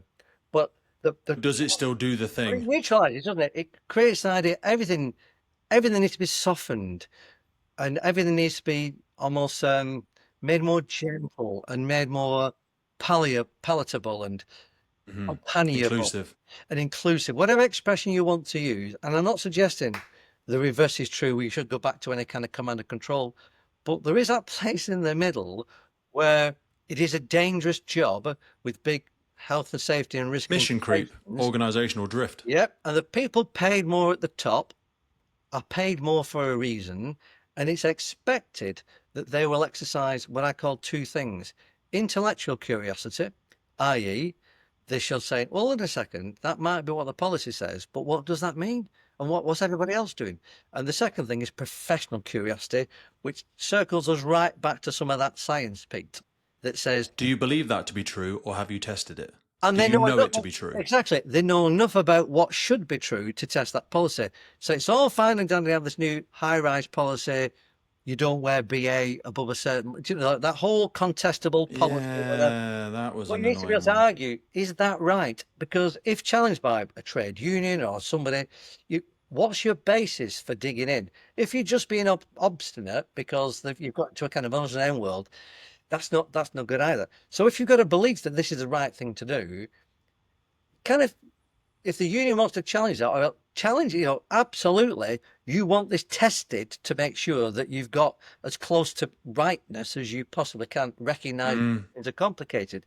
So I think the learnings for senior managers are to be more probing and to be more rigorous in their, but not confrontational, but more rigorous in their challenge to thinking about policy, strategic thinking, etc.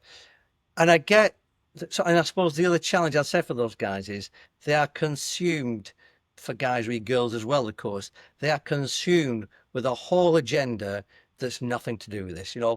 Information overload. Yeah, the inspectorate agenda doesn't currently put a higher value on some of this stuff. It's not clear, other than have you all bought your kind of small cuds and all the rest?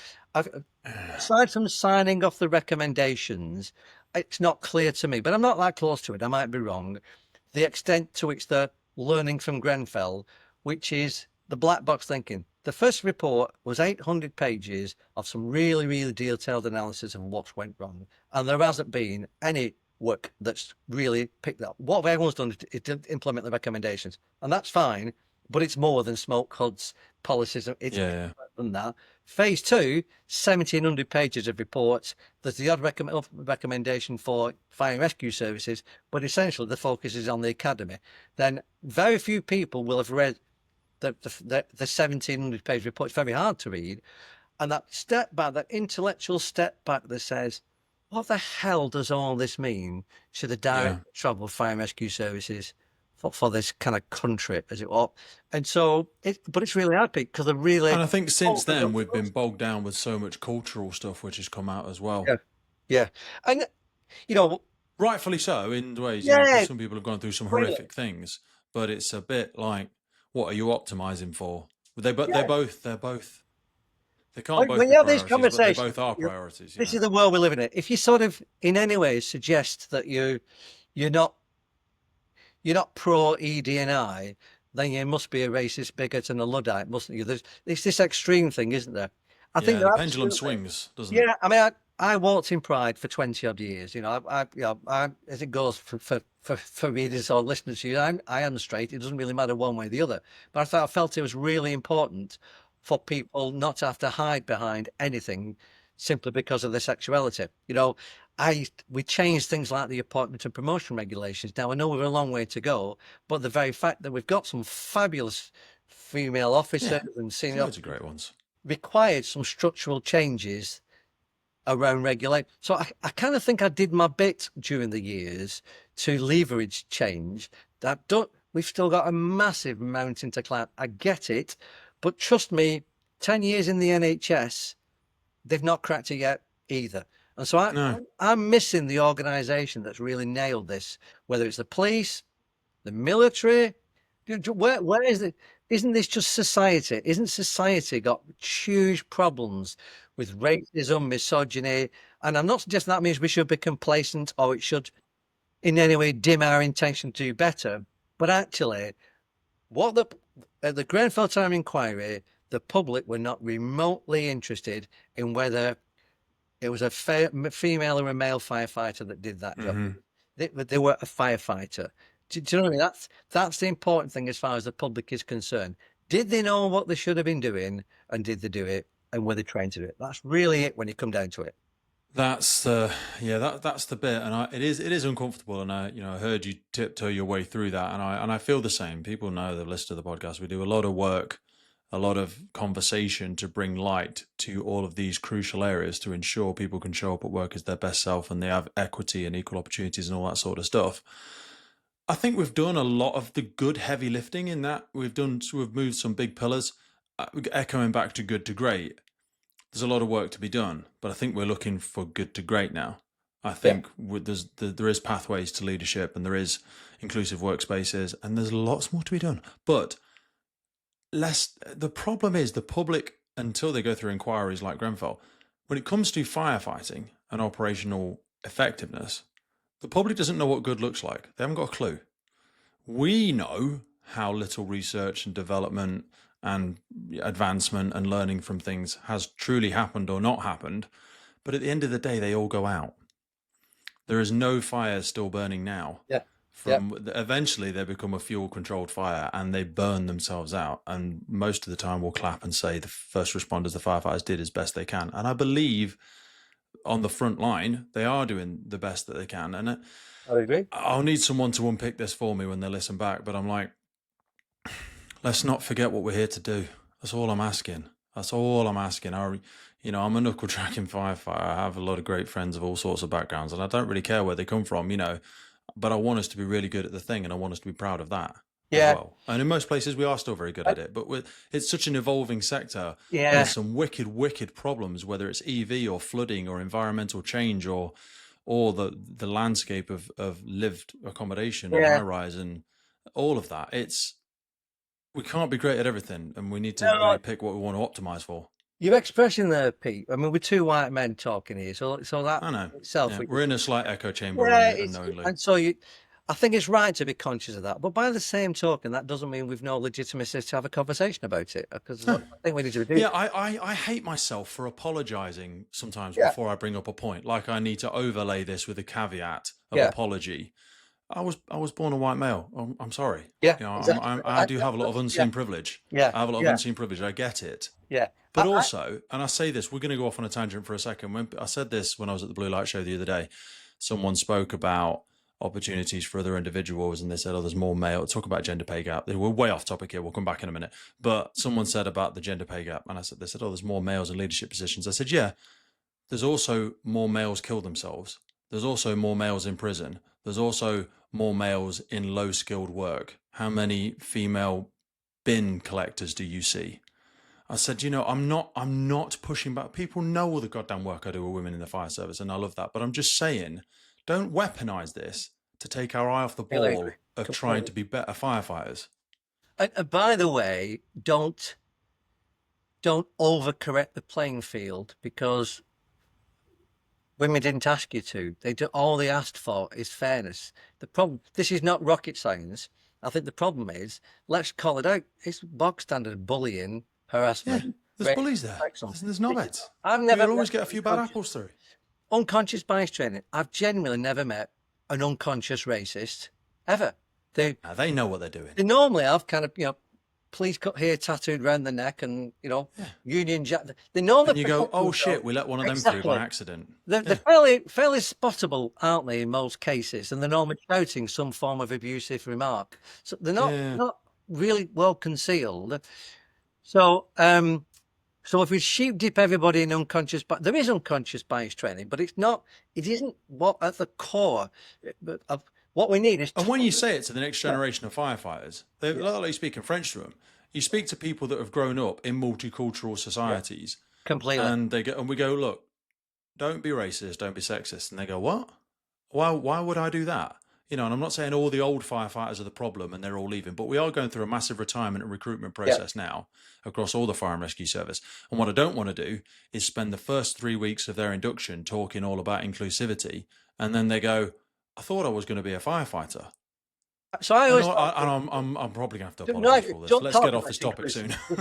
The problem you've got is, if you are inclusive, you don't have to keep telling everybody. You just are. It's so being. When I go to all these conferences, you see the same faces all the time, because you're preaching to the choir. You're pushing on an open door with a lot of the people that go to these things. They're often the people that don't need to go to them, and it's Well, coming back to the operational bit, Pete, because I think it does directly play out. There was a really good piece of research done in Holland at the Dutch Fire Academy about culture and its relationship to some of this kind of operational stuff. And in particular, it looked at, because they got kind of two-tier entry, graduate entry and things in Holland. Yeah, they do, yeah. And you can dig it out if you like. I think you had Rude. Ricardo Weaver. Sorry, Ricardo on your podcast. I think he introduced me to a woman when I was over there who'd done this research. I think it was about banter as well. Yeah. And what those people, all they're asking for is the right training. They like to be good at the job. They want to have the basic skills. It is the same issue. I think conflating or over prioritizing a sort of ethereal thing of culture change on top of everything else is understandable, but the risk you've gone is that it's somehow different. Actually, if you've got a watch manager who can't make a decision on a fire station about whether to discipline somebody because they're a bully, or do something about it, or turn a blind eye, they're going to do exactly the same on a job. If they see some sloppy behaviour, they're going to, if they let stuff go on a fire station, it's a character trait. Yeah. They're passive. If you don't let it go on a job, the chances are they won't let it go on a fire station either. It is the same. Yeah. It's the same for them. Yeah. You want people in leadership, you want people with character, you want people with values, you want people who are smart enough to realise it's complicated, they're prepared to learn, they don't know it all, but they're also got the courage to step forward and take decisions, even with incomplete knowledge, and the humility to realise they might be wrong, but standing around is better than, is the alternative. I worry that we are going from, you spoke about risk aversion earlier. I think sometimes I worry about timid firefighters becoming timid managers, becoming passive or complacent or timid senior leaders that will follow on in an echo chamber whilst also singing the hypocrisy of, how come nothing's changing? Yeah. Well, because also maybe you could just continue, you swallowed half the pill of inclusivity and diversity, but what you actually ended up doing was promoting more people who look and sound a bit different than you, but still think exactly the same. You only swallowed half the pill. The Yeah. beauty of diversity, and when I go to AFTA or women in the fire service, something like that, the beauty of those environments is these people have a different way of thinking based on a different upbringing and a different life experience. But that can also come from a white male who, you and I didn't grow up the same. Yeah. And what I'm looking for, Pete, you mentioned him earlier. Just 2 seconds. You mentioned Matthew Said. Yeah, rebel ideas. Yes, sir. In essentially, his proposition, he uses the example of 911, doesn't he, where the CIA didn't have a single Arabic speaker in the whole of the CIA. And there's good diversity, but all the men and women and white and black people were American, Ivy League. So they may have looked different superficially, and in many respects were, but the problem wasn't that. The problem was none of them spoke Arabic or read the Quran or whatever. And that's what, there was plenty of signals about 911. So his fundamental proposition is, as characteristic diversity is absolutely important, but it's only as important also as cognitive diversity. Cognitive diversity. That's what we're missing, mate. Didn't you, Pete? You're disruptive. In the fire service, if somebody sort of disrupts everyone goes, oh my God, he said something against us. And so we need to welcome that. We need to sort of, what's the bit? Yeah. Crack on, do a bit of disruption. It's without disruption and without difference, we have absolutely no progress whatsoever. And so I think trammeling everybody down the same tram lines has an operational. Yeah. Feed them through the same sausage machine and then going, I can't believe we've got another sausage. Yeah. More acronyms. Well, yeah, of course you've got another bloody sausage. Isn't it? Dan will have said the same thing, really. When in doubt, put some of the wet stuff on the orange stuff, and you're not going to go far wrong. There's very, very little damage you can do by squirting a bit of water. When you want a bit of thinking time, just squirt some bloody water. The worst you can do is you might start putting the fire out at some point in time. That's the absolute worst you can do. So do you want to start doing that? Instead of thinking about, 2.5 hours later, now's the time to kind of get some water. Yeah. I'd analogize that to management. It's not that complicated, Pete. If you've got a bully, deal with them, and they're not hard to spot. If you've got racism, deal with it. And actually, culturally, you need to create the right values where it's obvious this organization has no place for a racist, a bully, a misogynist. We just don't. And so I wouldn't shirk that either. Ultimately, don't keep persevering with people in the hope that one day they might come good. It's unlikely. Yeah, you can train a skill set, training a mindset, or training a character trait is nigh on impossible sometimes, I think. I never had that experience, and it's this idea: if you keep going with enough training, development, CPD, if you just keep going, then everybody can come good, and it's only a question of time. Firstly, I've not found any research at all that suggests that is actually correct as an understanding of the situation. But B, we are paid from the public this purse, resources are tight, and there is a limit to which the public would expect us to keep persevering, because actually our wages are paid from the public purse. And sometimes you just have to reach a point where you say, it's not working for both of us, is it? I'm going to write that one off. It might sound like a bit of a negative blind alley, but I don't, what you permit, you promote. If you struggle organisationally to deal with people's behaviour, bad behaviour, or it's in a grey area how you view it, get it out of the grey area. Bad behaviour, bad. Good behaviour, good. Don't get yourself in the middle. I want to be respectful of our time, but I want to take a hard left turn. We spoke about technology before we started our discussion today, and maybe a framework slipstream into this is, we spoke about how much information gets bombarded into organizations now. I always say, like, we are drowning in information, starved of wisdom. And you were speaking about technology and utilizing that more in the way that we work in our organizations. Unfold that for me. Yeah, so I'm kind of bought into the idea of AI an awful lot. You could lose your will to live on AI, but I use it a lot. Yeah, so do I. Grok, Chat GPT, the various. So we're doing a lot of work with the Confederation using AI around fire research and what have you. In fact, we've got a bid in for some funding to try and make better sense of fire research. We've struggled with this for many years, using an AI in a way it's not done before. So wherever you sit on this spectrum, you're the evangelists that think, you know, tomorrow it'll all be here, and there are people over here that think it's massively overblown, and we're kind of somewhere in the middle. But all of the good stuff that you read, the sensible stuff, says that's what's happened over the last 30. You know, we had the Industrial Revolution, the agricultural revolution, industrial. You can see through history that the chunking up of the time it took for these seismic changes Yeah. has shrunk, and we're now in a realistically probably 10-year window, whereas the Stuff used to happen like Yeah. binary because they were like functional things. Yeah. Now these technological things are Yeah. colliding Well, and they they call are it Moore's law, creating don't they? massive options. They're going in leaps, not in Yeah. steps. So processing power is doing that, and the Yeah. cost of it is coming down because Yeah. we've all got mobiles and all the rest of it. So there's Yeah. several phenomena behind that.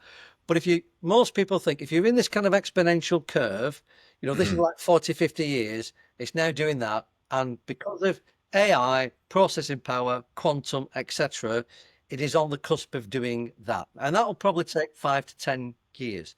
And you either, let's say it might even be 15. And there's a thing called the Turing test. Have you ever come across this thing? Yes, the Turing test. So it was predicted, people can look at it online, but essentially it was Alan Turing who suggested there'll come a day when we can't tell the difference between computers and human beings, the Terminator sort of idea. And he talked about this in the 50s, didn't he? And he came up with several logical reasoning tests that a computer couldn't pass because it was binary. And these things will be a useful test in many years to come to test whether computers have become as good as a brain. That's in a nutshell. It was a test of a machine's ability to exhibit intelligence that was equivalent to humans. Yeah. And everyone remembers when Big Deep Judgment text-based conversations and things like that. Deep Blue did the chess thing, didn't it? So it was predicted that the Turing test would be passed by 2050. And then some very adventurous people, Google's futurist, a guy called Ray Kurzweil, whatever, there were several futurists said it will be 2040, and it went past last April. The Turing test had just been passed this year. Now, there'll be people that say is the test still valid or whatever. So put that to one side. It's accelerating and quick, isn't it? And so I think, so what's that mean for fire and rescue service? Well, I think things like the NOG. Can you imagine trying to print out NOG and your own? It's just unprintable now, isn't it? It's got so big, you couldn't even imagine. It's not a very user-friendly platform, I'll be honest. How on earth can you expect people to get their head around that? It's not a tactical tool. Yeah. It suggests that it is the way it's written, but you just can't use it. No. But unless you've already learnt it and really, really, really digested the colossal amount of information that's in there, it's relying on intuition and pattern recognition. Completely. But actually, you use things like whatever, ChatGPT or Grok or Claude or whatever these things, and actually, we're not that far away from something that really smart that says, when you rock up to a job, as you're en route, why don't we have an earpiece that's saying, you're going to high-rise fire, rather than have to look at an MDT, bang, bang, bang, these are the 5 bullet points you should be thinking about en route, and just on your earpiece. Have you seen the system used by a few ambulance service where you can send a text to the victim and they can bring up the visuals? So I'm saying to myself, like, think of this. So you give him fire survival guidance. Yeah. You send them a text, they bring it up on their phone, you can map exactly where they are in the building, you overlay that with the schematics of the building, you factor in all of the CCTV information that's already ongoing, you throw that into an algorithm of national operational guidance, the wind direction, the structure of the building, and it will dilute for you tactical considerations for you to apply at that job. Yeah. Well, there's an outfit called Twindit. Have you heard of these guys? So they basically send a drone up and kind of digitally record the building from the outside and do a lot of 3D images on the inside and produce a really, really accurate 3D image, a digital twin of a building. This is a commercial package. Command tablet or tablet command in America. Them on the podcast. Exactly. So you'll have seen this, Pete. I've not seen, but it'll be out there where you can actually, you've got your BA crew, you say you're going through that and you show them in 3D, accurately in 3D, where they're going to do their search. That is very, and I'm saying this, we try to. I know it's not easy, but you can see a logical path to get there. We're not talking about magic black box stuff. Yeah. When we brought in cold cutting over a decade ago, I thought we'd be there now. So the problem with this stuff isn't real. It's going to be culture. There'll be a bit about money. It'll be culture, because you don't like change. But we haven't even got to invest in it because the rest of society is already paying for it. Yeah, but I do think what will change is other people are getting on and using stuff in their day-to-day lives anyway, whether we Yeah. like it or not. And I think the ability for the fire service to kind of wrap itself in CPIC, the fire station is almost kind of this impermeable, impenetrable kind of place, isn't it? Hmm. I think that is irresistibly disappearing and becoming Hmm. more porous.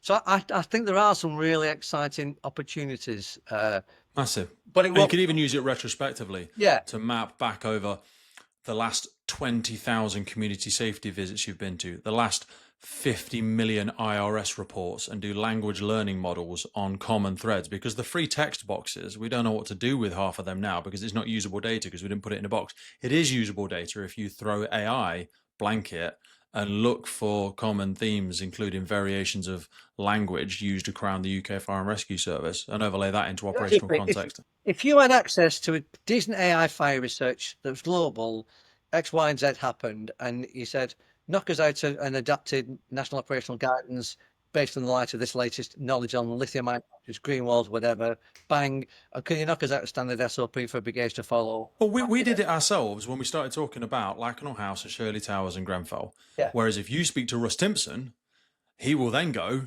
Russ Timpson, if people don't know, the High Rise Tall Buildings yeah, Conference, he will go, well, hang on a minute, you're just talking about the UK there. Here's another 20 high rise fires that have happened around the world that you could be including in your data set. And we go, oh, no, it's different in China. It's different in Dubai. It's different in FDNY. And you're like, no, there's lots of usable data here. You just have to translate it into comparable data yeah, and it's usable. And that's the privilege we have of this global village that we now have access to through communication and technology. yeah, absolutely. So with my new hat on the Fire Sector Confederation, we're a very kind of small, agile charity, and we are, from our point of view, if we don't get into this kind of AI revolution and use it well, we're never going to be big enough to. We don't want to grow and have loads. It's not that, it's a charity, um, and agility is the key to being successful. So we've got freedoms to do things that you wouldn't have if you were part of a kind of bigger organization. So we really want to see if we can use that freedom and agility to maximize some of the possibilities. How have you found that? Before we close, let's just change gears for a second. Moving out of your former role as a chief fire officer, how have you seen the way that private sector arrange and organize and the agility, and do you look back on some of your stuff and roll your eyes and go, God, the glacial pace that we moved at, is that just indicative of the sector? Will we ever have the bravery and audacity to be able to move in an agile way to some of these technological revolutions? Are you optimistic when you look at this, or do you go, I've had my time, they'll do what they want to do with it? To be fair, Pete, I'm actually I am optimistic. I don't miss being a fire chief, and I don't envy the task of colleagues as fire chiefs today. No, yeah. They're No, an easy target, many but of there's a your lot. I've listeners had a will lot know. of them on the Yeah, podcast. They're very nice people, I'm going to say at most of this them. point, I'm worried that some of your listeners will be starting to weep emotionally in sympathy for the travails of fire chiefs, but maybe not. I'm sure they won't. Don't worry. They get better paid and all the rest of it. But Yeah. it is hard. There's really the financial, the other constraints, and the political realities. It's a really, really difficult task. I don't envy them that. When I've done 10 years as a hospital chair and done some other stuff, I've met a lot of talented people. I've not met people that I thought were massively more talented than the people I met in the fire and rescue service. And I think the fire and rescue service needs to kind of a little bit get over itself and get over its inferiority complex. And in a way, I think I was as bad as that. But the old single tier entry system didn't help. So as you got through, you kind of picked up degrees and masters and all that, almost to prove, I suppose, parity and equity with people in these sectors that seemed far more sophisticated and important than Yeah. others. And what I've learned is the fire service does carry a bit of inferiority complex baggage. And in some respects, we're our own worst enemy. Our culture doesn't help. We do like to knock spots off each other, whether it's in an industrial Yeah, we do, don't we? or whether it's in a cultural setting. We do quite, and that earlier point about negativity, there is too many men because the lack of balance creates we easily tip into a negative. Mm-hmm. Take long for us to have a good old whinge at work, does it really? No, And actually, by the way, Pete, whatever level of the organisation, it doesn't change a great deal no, actually. I've learned that. Yeah. And so, and there's a bit that says, and we're constantly told we need to look elsewhere for this excellence and brilliance, and we need to learn from these people over there. And understandably, when people get told enough, you believe it, don't you? And so, that is absolutely not to be complacent. But there is no shortage of talent in fire rescue service, in the fire rescue service sector.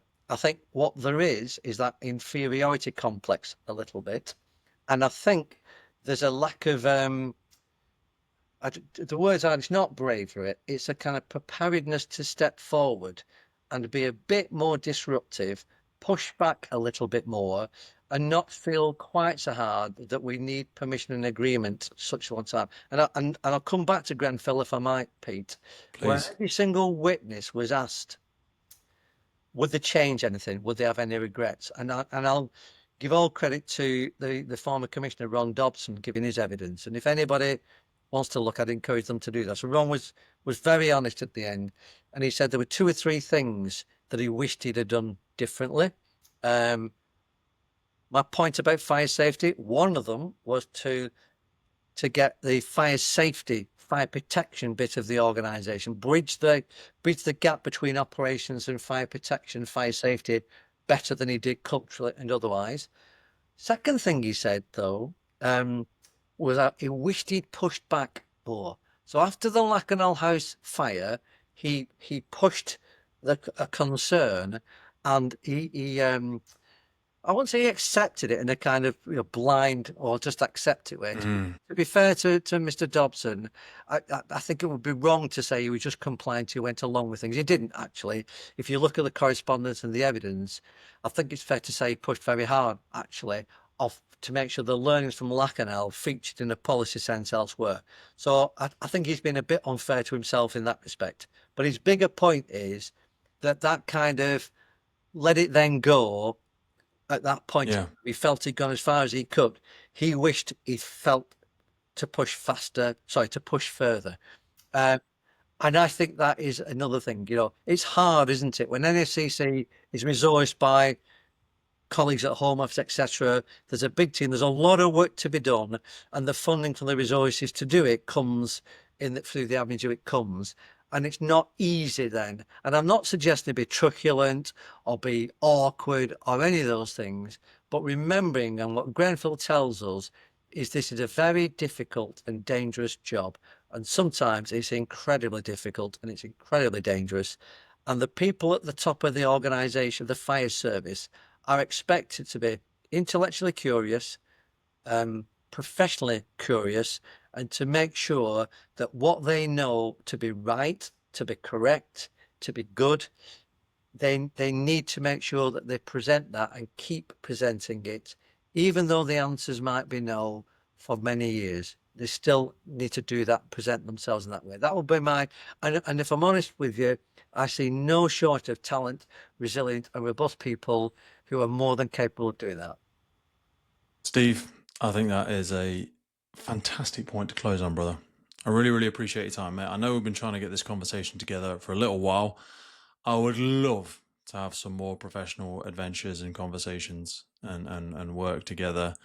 I think there's no greater sign of the sort of attitude of the first responder sector than when you see someone who's retired a long time ago, and you're not the only, there's many, still seem to have some personal and professional curiosity to keep trying to come back and nudge the thing that they left ages ago. They say you never stop being a firefighter. A lot of people, you don't see accountants still interested 15, 20 years. With respect, my mum was an accountant. Yeah. You know what I mean? No, I it's not always say, like how do you know if you're especially- around a firefighter? Don't worry. They'll tell you they used to be a firefighter. You'll know. But no, mate, I love that. And I sincerely hope my own optimism continues to burn, if you excuse the pun. As long as yours burns. Rational optimist. That's the best place to be. The Stockdale Steve, paradox. I appreciate you, brother. I will speak to you soon. Keep in touch, mate. All that was good for you. Cheers.